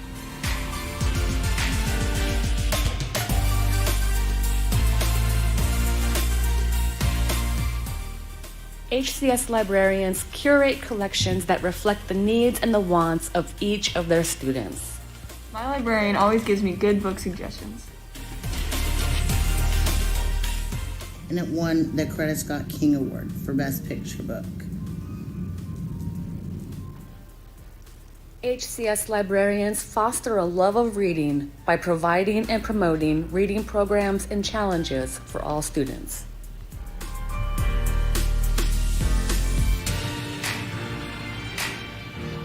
Then 1,200 students have already signed up, and there has been over 1,300 badges assigned. That meaning 1,300 books have been read. Competitive person, so this challenge really showed me a new it shed a light for me on reading, and so that's why I'm doing it, and I'm enjoying it so far. So, because, you know, reading is just something that's not being advocated as it really should be, and I truly think that what you're doing is right. Especially, it's a great way to include both in-person and online students. When you log your minutes, you also get points. You can also get points for challenge. I like Make, Play, Read, Learn because you can customize your avatars how you want them to look. Make, Play, Read, Learn is a really good website because it helped me, and I'm pretty sure many other people, become a good and responsible reader and writer. I've been reading lots of great books from my library. I read at least 20 minutes every day and more on the weekends. Librarians are proud to promote equity to books for all HCS students by providing access to thousands of books, both digitally and physically, through our continued partnership with the Chattanooga Public Library. So the students don't have to sign into SORA through the school and through the public library? So the students only sign on once.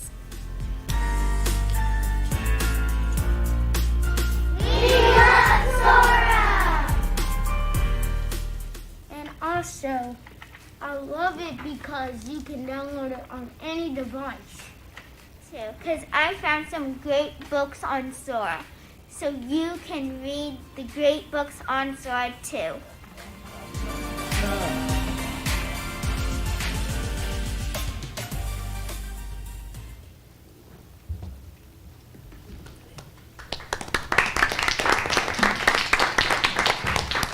Thank you, Mrs. Covington.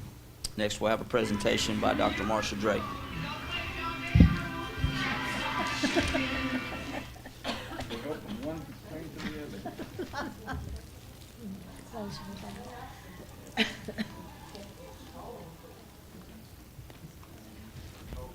All right, Dr. Drake, you ready?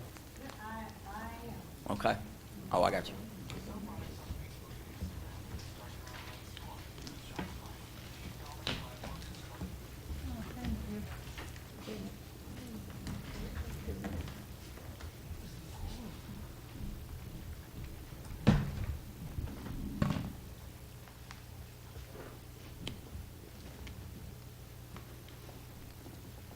Thank you.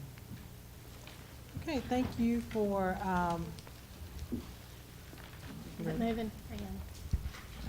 Okay, try it now. okay. What happened? Is it not working? You got it turned on?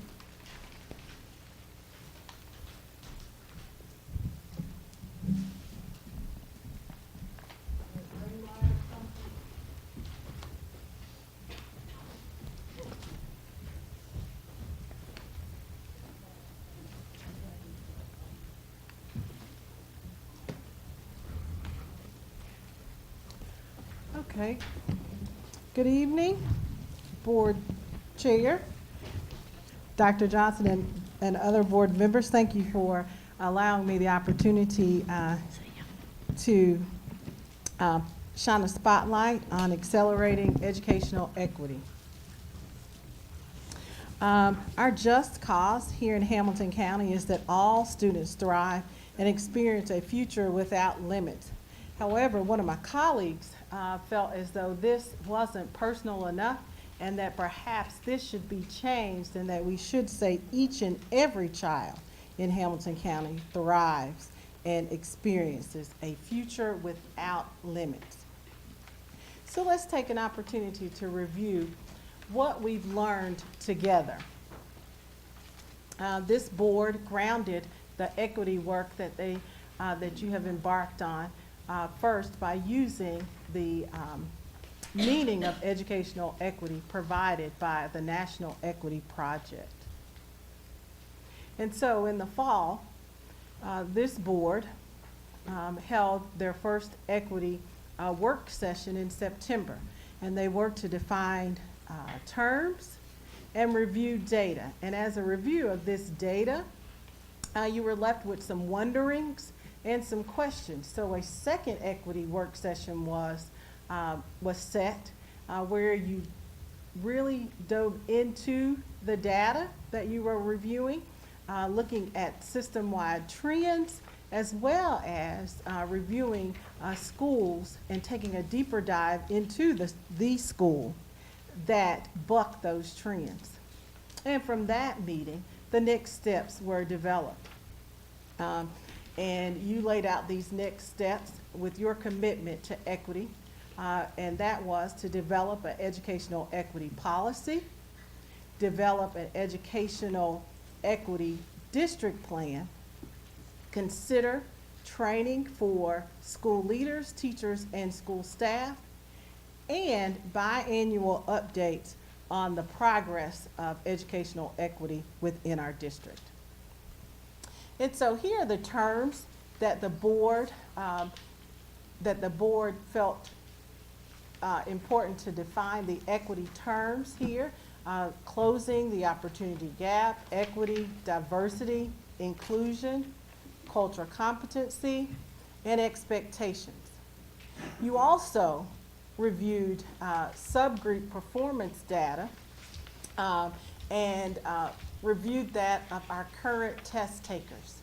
Our current test takers, of that, 70% of our students are in a subgroup: Black, Hispanic, Native American, economically disadvantaged, English learners, or students with disabilities. But 30% of our student test takers are not in a subgroup. And those students, that 30%, are outperforming our 70% of students in subgroups significantly on the state test. You also took a look at our disproportionality in discipline, and we are all aware that historically African Americans are received out-of-school discipline 5 times than that of their white peers. However, in Hamilton County, we see that 7 times African American students are receiving out-of-school suspension as compared to their white peers. You also took a look at our student demographics by race, and we compared that to the state, and we saw that our students by racial groups are continuing to increase, and that increase is outpacing that of the state. You also reviewed the data, our student demographic data by subgroup, and saw that Hamilton County subgroups here in our school district are outpacing that of the state of Tennessee.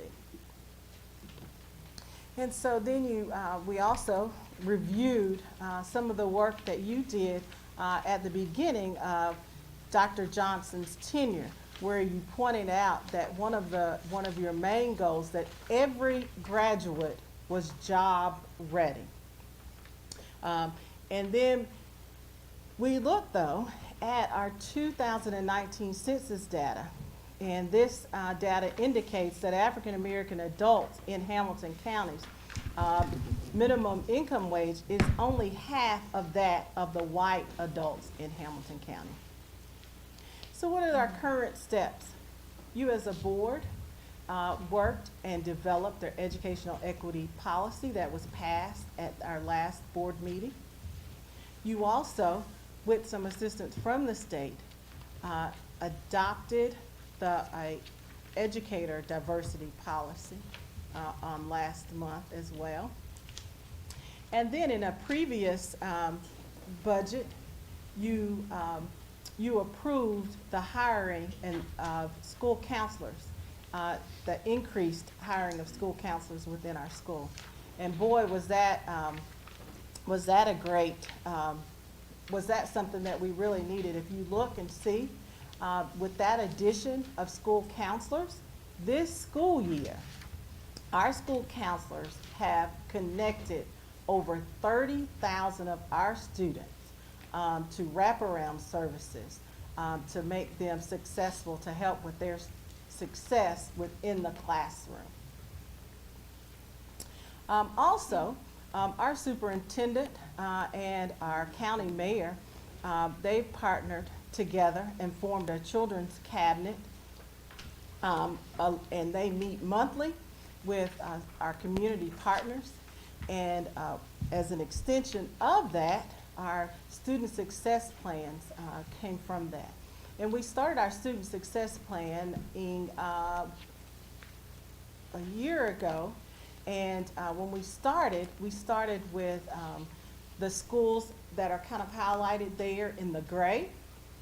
And then this year, which is the second year, we added those high schools into our student success planning. And then on next year, we continue to, our plan is to continue to expand that program to include the schools that are listed there or highlighted in the green, with the ultimate goal that by the 22-23 school year that we have developed student success planning for all of our students of Hamilton County Schools. Now, the Tennessee Department of Education actually provided us with a roadmap, a excellent playbook on how to move this equity work. And you were provided a hard copy of this at the work sessions, and you also have a link to the online playbook on here in this presentation. But we plan to use this playbook as a roadmap in developing our district educational equity plan. So our next steps: to use the Tennessee Department of Education Equity Plan as a roadmap for the development of our equity, educational equity plan, district educational equity plan. A draft of that should be forthcoming with the target date of our June board meeting.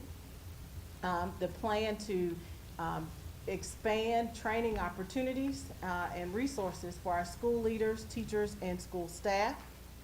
As I've also already stated, the plan to expand our student success planning so that we have a plan for all of our students of Hamilton County.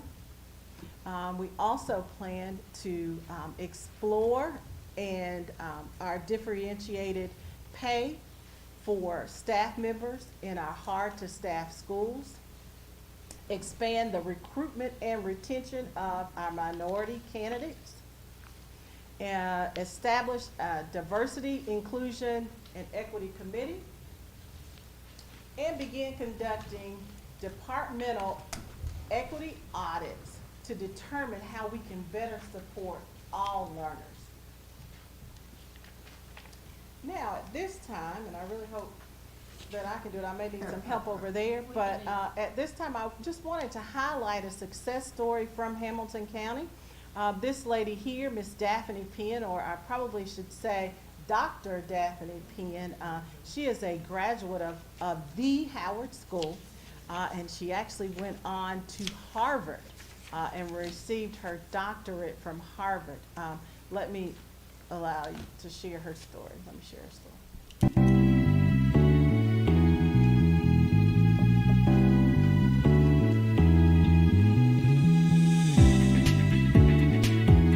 I am Hamilton.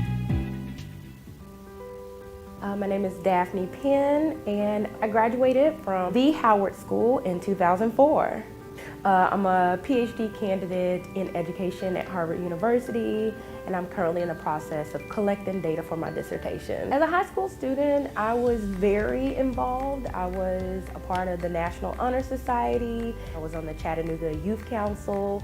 I participated in the Passport Scholars Program, and I was a valedictorian, so I was fairly active. So one thing I'd say about my time at Howard is that my teachers and counselors were very dedicated to my success as a student, and they often pushed me beyond, what I thought that I could do, or, helped me move past my own expectations. I actually became a teacher. I taught elementary school for 3 years in Atlanta, Georgia. When I decided to go into teaching, I wanted to impact students' lives who had a similar background to me, who looked like me, who looked like my cousins and my nieces and my nephews. So it was very important that I invested in a system that invested in me.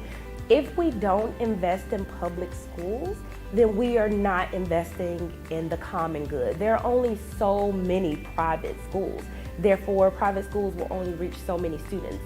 And so if we abandon public schools, if we abandon the students that are in them, then we're essentially dooming ourselves. We're dooming our city, we're dooming our businesses, because public schools, they create the talent.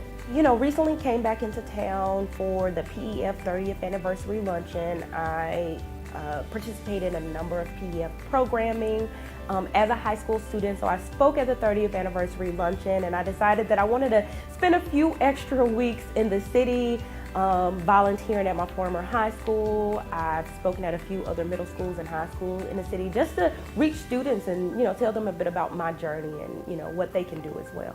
So the motto of Howard is we are hustling tigers.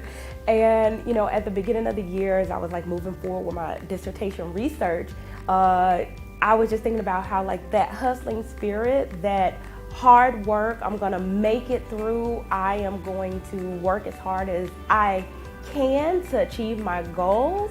That is still with me today. I made a Facebook post that's like, every day I'm hustling. I am a hustling tiger, so I am Hamilton.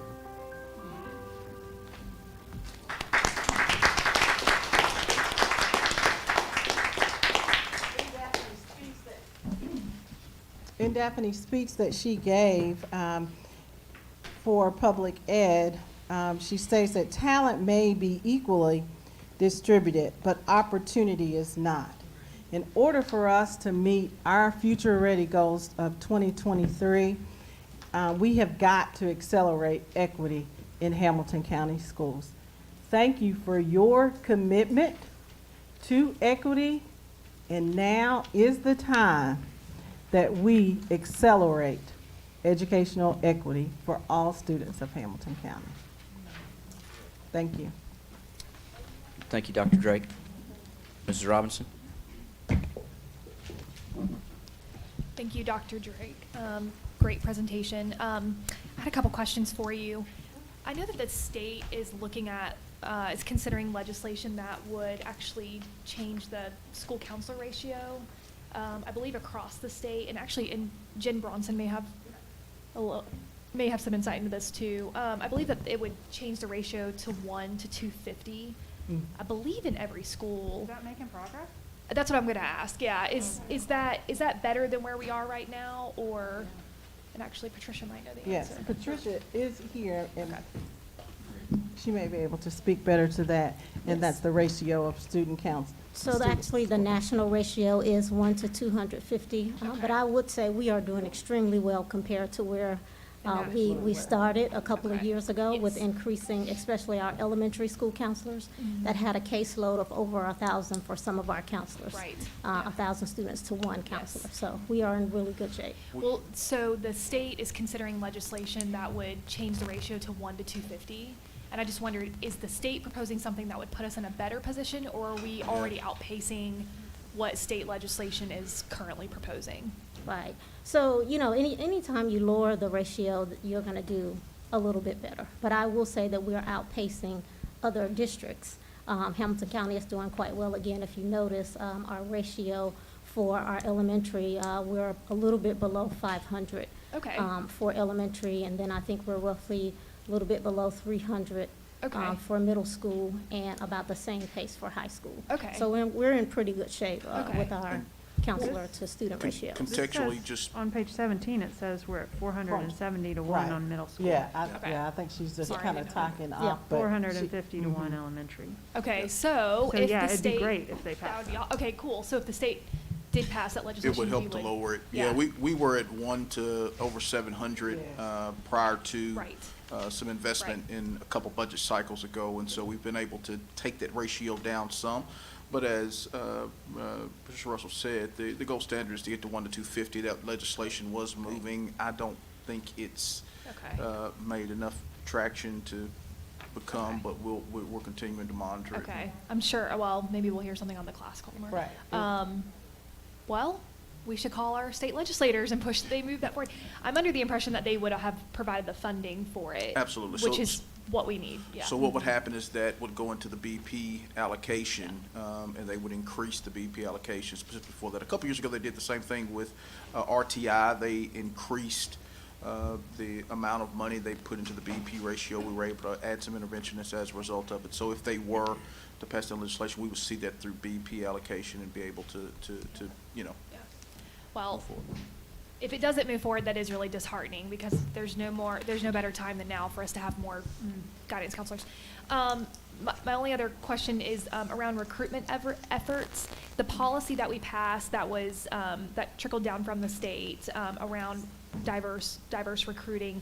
Do we have any way of leveraging that in our efforts, or is there any way for us to really utilize that policy to highlight the work that we're doing, to really be loud about the policy that we've adopted to hopefully attract strong, diverse talent?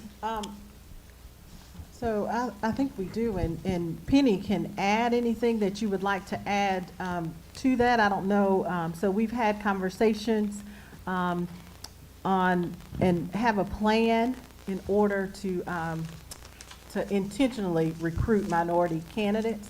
I'm pretty sure by us having this policy that is going to help increase that. Hopefully for the whole state, because that's something for the state of Tennessee. And Tiffany, we also, we are partnering with TECA, the Tennessee Educators of Color Alliance, and so they are, one of the groups that helped with the state equity policy as well. So they're looking at a lot of our recruitment efforts, and we're partnering with them in regards to, when we go to HBCUs and other colleges and universities to really reinforce that we stand behind equity and that we're looking to ensure that we hire diverse teachers and support them. And I'll just say, a real challenge for us, we're just putting it all out here, is it's Black and Hispanic. We have a growing Latino population, and we don't have, the Latino representation that we like to have in the teaching ranks or the leadership ranks as well. And so it's comprehensively an area that we've got to focus in on. Grow Your Own is probably one of the stronger mechanisms to help identify diverse talent and move it through the ranks, which Penny and her team are doing a lot of work on as well. Yeah, and we're looking at partnering with different community partners as well to help us. Well, and I wish that it's, with the state really making a big push for this policy to be adopted by all districts, which is fantastic, but I wish that they would help us execute that policy as well. We're ahead of the curve compared to the rest of the state when it comes to our efforts, but it is incredibly difficult. And if the state would also create some resources to help the execution of that policy, I think it would make the needle move tremendously. So we can all just call our state legislators about that too. So. Ms. Hill? Thank you for getting us started down this path, Marcia. On page 5, you mentioned in the next steps, possible biannual update. I believe we wrote into that policy it would be quarterly. That is correct. And so we did write that in the policy, but that was the conclusion of the meeting. But we have that, and if you did notice, in June, I plan to come back to you. At the June board meeting, with our district equity plan, that's the targeted date to return before you with some more of our equity. And then we'll see you every quarter. Yes. Excellent. Okay. So I am glad to see on page 5 and then on page 24 consideration of training as part of the next steps, and then also expand training opportunities and resources for teachers, leaders, and staff. I have done, I've dipped my toe into equity training, and I know that I have a lot to learn. I make mistakes all the time and don't support my colleagues the way that I need to sometimes, and so I think that is certainly something that's very important, and I've noticed in my own schools in District 6 that this is something that our teachers and our leaders desperately need to understand better, so that they find themselves equipped as they're, teaching in a modern age. And I know that some of my colleagues have done the REI training that I had brought up to the board several months ago, but as we watched the Daphne Penn video, I was reminded of something, and I'm trying to find it in my notes from Hopeful. I know Tiffany's done it, maybe Karitz has done it.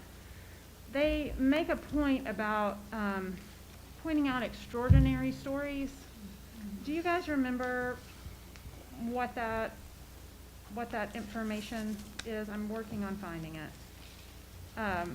Basically, warning us in a moment of looking at equity from calling an extraordinary story to kind of cover for the normal. But there's a very astute way to put it. Do you all know what I'm talking about? I do, but I don't remember the phrasing. Basically, it's like overshadowing the norm by pointing out. Am I on the right track? Yes, you are. The success of a few can never explain the misfortune of the masses. So I'm, I am so happy for Dr. Penn, but I am especially concerned and will not forget about the 70%, because that's real life for a lot of kids. So this is important work, and I'll be the first to say I need to learn it. I need to understand it better. Mr. Smith. I just want to point out, and I've said this before, and I want to say it again because you referenced the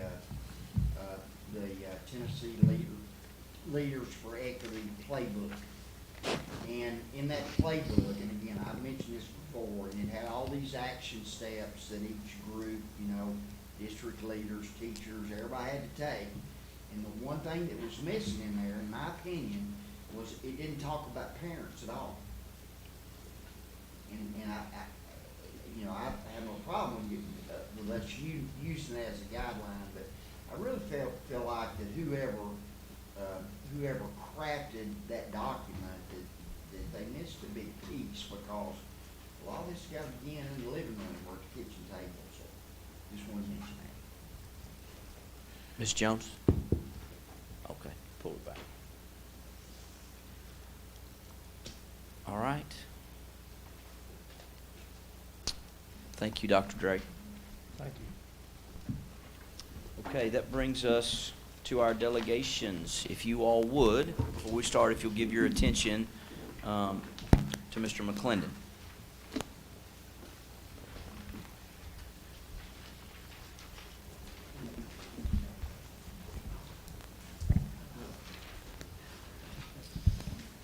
I'll just cover this once for everyone speaking.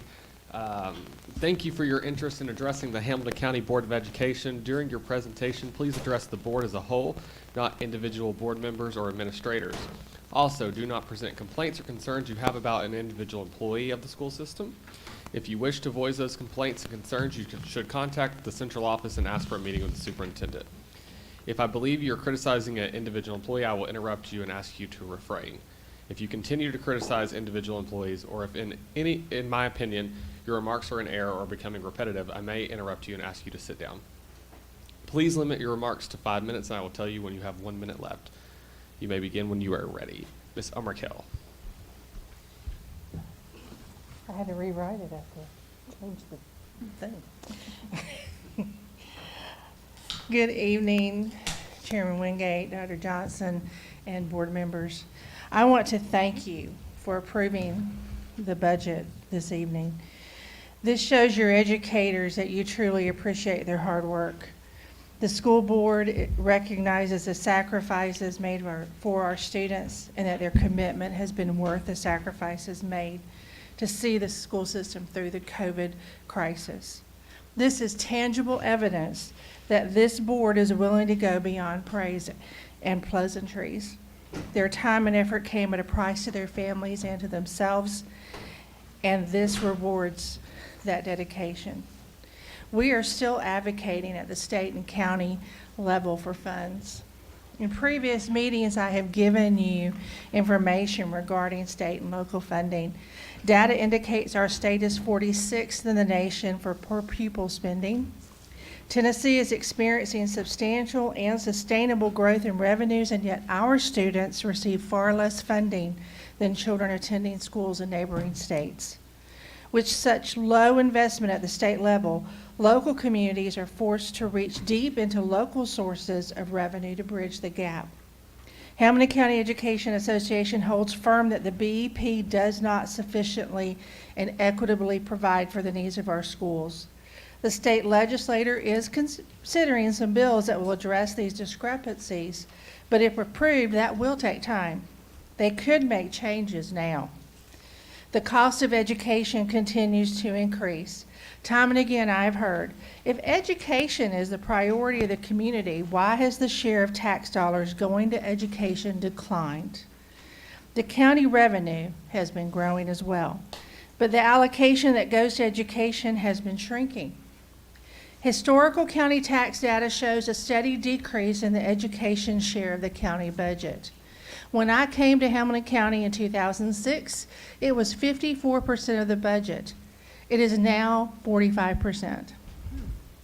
I believe the data clearly illustrates, although the district is getting growth funds, these revenues are not proportional to the actual growth.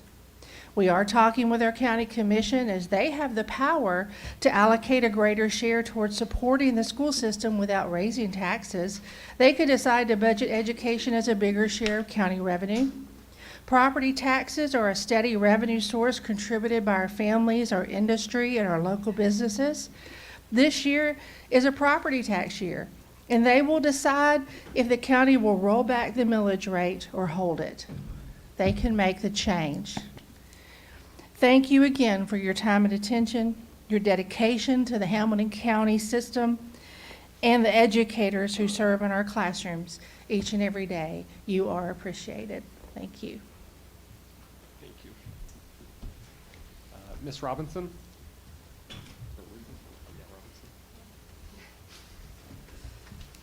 Hello. This is my first time, so bear with me. My name is Larissa Robinson. I'm here to represent a lot of parents in Hamilton County. I'm a mom to 2 boys, 10 and 4. For the past year, I've been doing HCS at home as well as working every day, and it's been hard. I was given 2 choices through Hamilton County. One, send my child to school wearing a mask for up to 8 hours a day, 5 days a week, or homeschool. I felt discriminated against. Because I won't put a mask on my child has to stay home. Since when does Hamilton County get to make the decision of having my child wear a piece of cloth over their mouth without any scientific evidence, and I've looked and I've researched and I have not found any to convince me otherwise, that it will stop the spread of COVID, or evidence to show that long wearing a mask won't affect my child's health. So my first question is, on April 28th, when Tennessee's restrictions get lifted, will Hamilton County schools still require students to wear a mask, or will you guys give the option of parents to decide for them? All you guys want to hear is data. So where's the data showing that, that it will not affect my child's mental and physical health by wearing a mask 24/7? There is none. Surrounding counties have no mask mandates. They let their parents decide. And they're doing just fine. In fact, just like Texas and Florida, with no restrictions, they are seeing a decline in cases. Also, less than 10% of COVID cases in the U.S. have been among children. Evidence suggests that in schools, staff-to-staff transmission is more common than student-to-staff or student-to-student. A UK study showed most outbreak cases were associated with school staff members. An Australian study shows that evidence shows that students are not the primary source of exposure of COVID among adults. These are all direct statements from cdc.gov. So why are we making students wear masks? You get your orders from CDC and the Hamilton Health Department, which has been politicized. I happen to have close intel that the Hamilton Department has mixed Hamilton County COVID cases with other counties, and they never fixed the numbers. So now we're making children wear masks on fake numbers. I also see them messing with the testing cycles to produce more cases. So at this point, I don't see the masks going away anywhere. I know some of the teachers of Hamilton County want to see kids wearing masks, and it is very concerning as a parent. I was attacked on your Facebook Hamilton page when I simply asked when the mask mandate for students would be lifted. I had teachers accusing me of wanting people to die and what a horrible mother I was.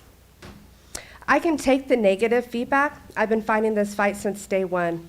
But what got me was instead of the teachers being sympathetic and telling me they want to see our children's smiles just as much as I do, they attacked me and rather see masks on our children forever. My second question, do any of you know the virus particle size of COVID? Anybody? No? Well, it's 0.07 to 0.09 microns. That little virus goes right through that mask. You know what has a bigger particle size? Bacteria. And it gets left behind on the mask for children to breathe all day. Did you know back in 1918 during the Spanish flu, they did this whole mask thing? Did you know that it didn't stop the spread, and later on about 2 million people died of double bacterial pneumonia? Dr. Fauci did a paper on it. Did you know I have worked in the public doing hair face to face with no mask, no COVID, this whole year? I also came into close contact with COVID twice, my husband and my sister. I kissed one and drank after the other. No COVID. 1 minute. I don't, what happened? Oh, I'm sorry. People who wear masks still get COVID and their symptoms are far worse. I've seen it personally. Let's go back to how we acted when the flu came around. Maybe wash your hands more, stay at home when sick, get rid of the point system for parents. I'm no doctor, but a little research and common sense will tell you masks do not work for the normal person in an unsterile environment. So what is the Hamilton County School Board going to do about our children wearing masks for 8 hours a day, 5 days a week? Most of the parents don't want their kids wearing masks. They either have no choice because they work. And trust me, I talk to a lot of people in the community. Does this not bother you? And when the time goes by and kids are getting sick, dying from serious pneumonia or gingivitis, of tooth loss, are you going to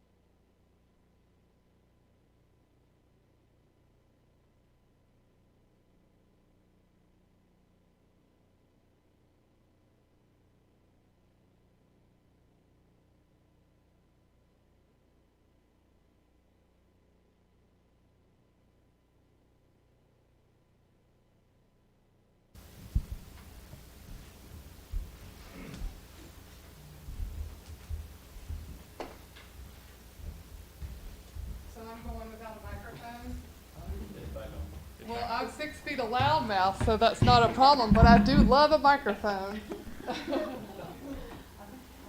All right.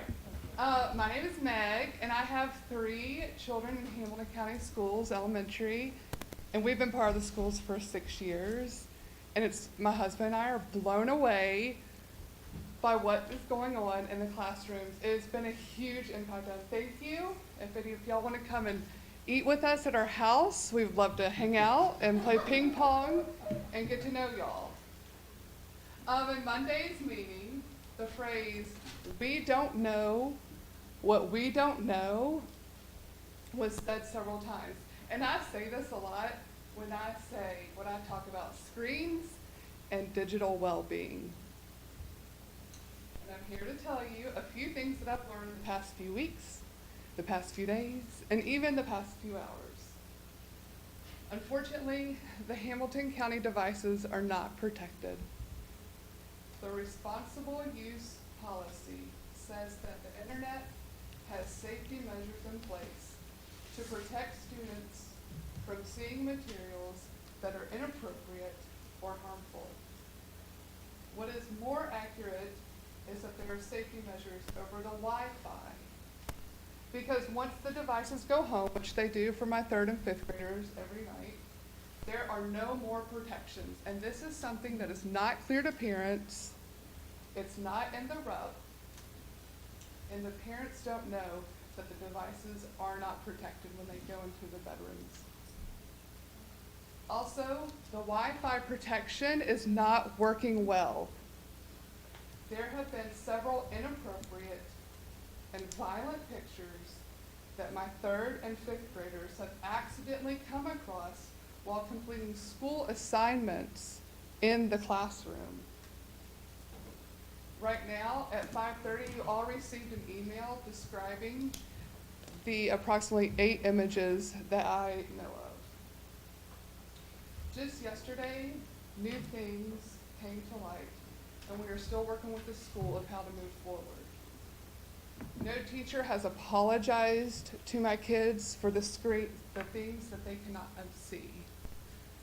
No teacher has told my students, thank you for doing what the RUP says, coming forward and appropriately reporting what they have seen. Instead, what has happened right away is they were handed papers and they're not participating in the class activities because they don't have a safe device. This is a negative impact. We are sending a negative message to our students, to me and to other students. If you come forward and report what you see, you're going to be ostracized. It is currently, as of today, still negatively impacting my students, my children.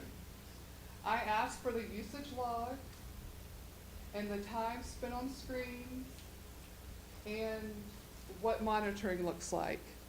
That is all in the RUP. There is no usage log, they told me. We can't tell you how much time.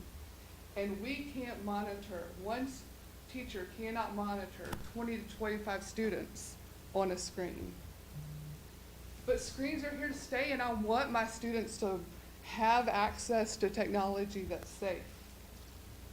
We need to find some scientific approaches to using technology responsibly, as screens are literally rewiring adolescents' brains in ways that are counterproductive for growth and education.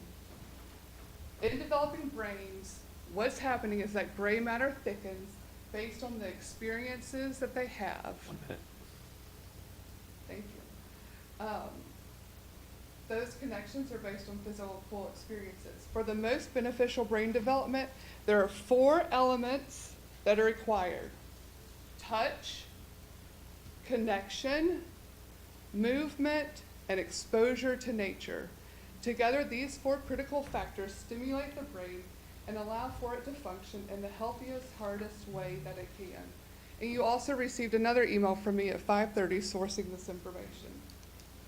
Research is also exploring the quality of screen use because not all screen time is created equal. Educational screens can still be damaging.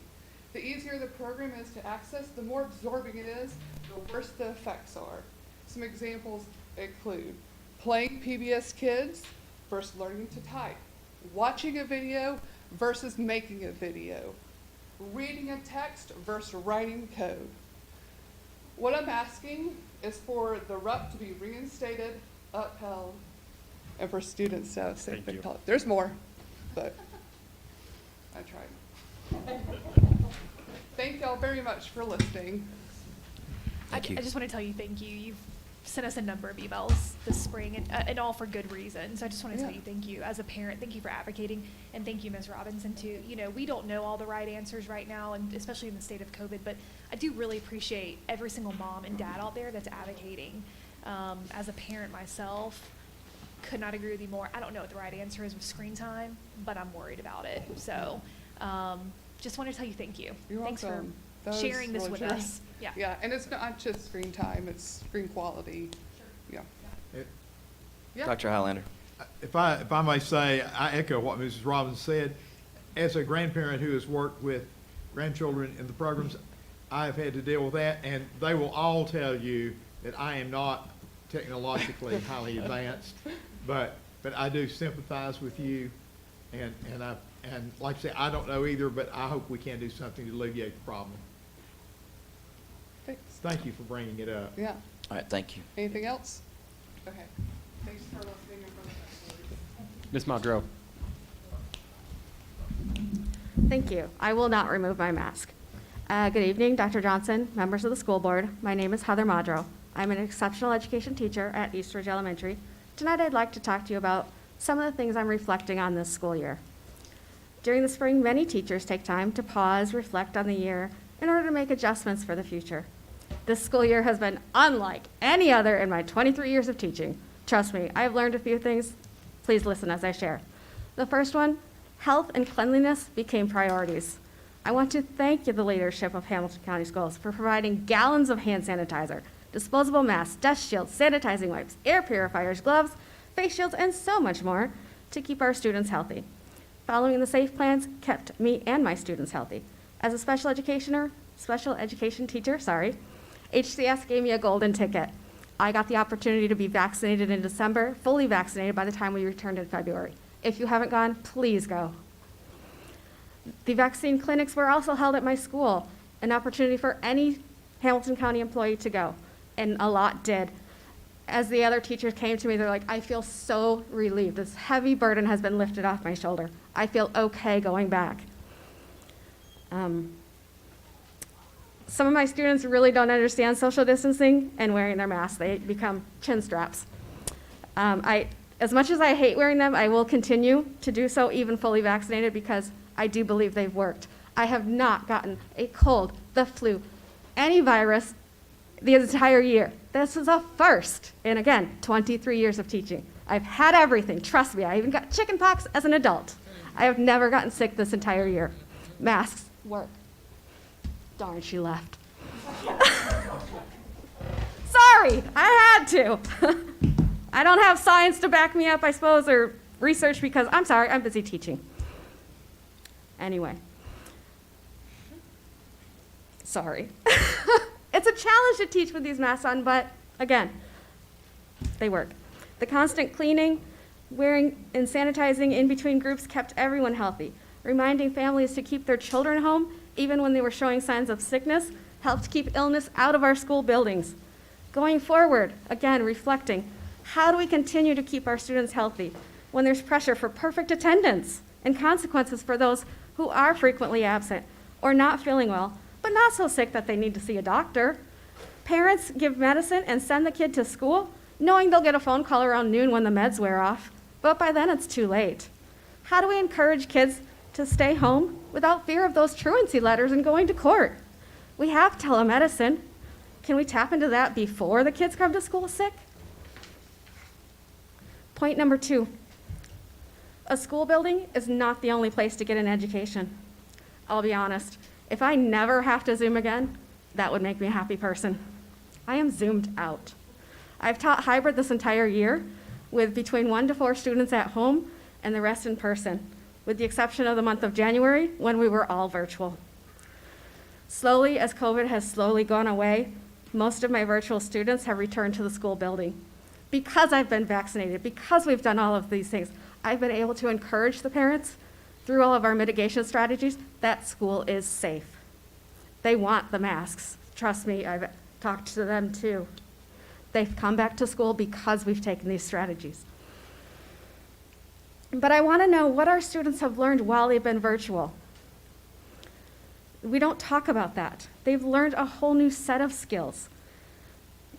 They've learned invaluable skills like typing skills that have increased their writing ability. A student on Zoom can type a whole paragraph. They're using strategies like text-to-speech and speech-to-text. Whereas a child in person is typing a sentence or two. They've also done things like expand their vocabulary because they can't rely on, over there, it's that. They have to be more descriptive. They've learned time management, executive functioning, and skills to remember which Zoom class they have with which teacher at which time and which materials to have ready. Executive functioning, oh my goodness. That's a job skill, folks. Go ask Volkswagen what they want. They want people to be there on time. That is their number one thing. I found that out when I did the STEM PEF fellowship. That is the number one thing that Volkswagen wants, is their employees to be on time. That's an executive functioning skill that we taught through Zoom. Shy students who didn't have the confidence to answer in front of the whole class could answer their teacher in chat.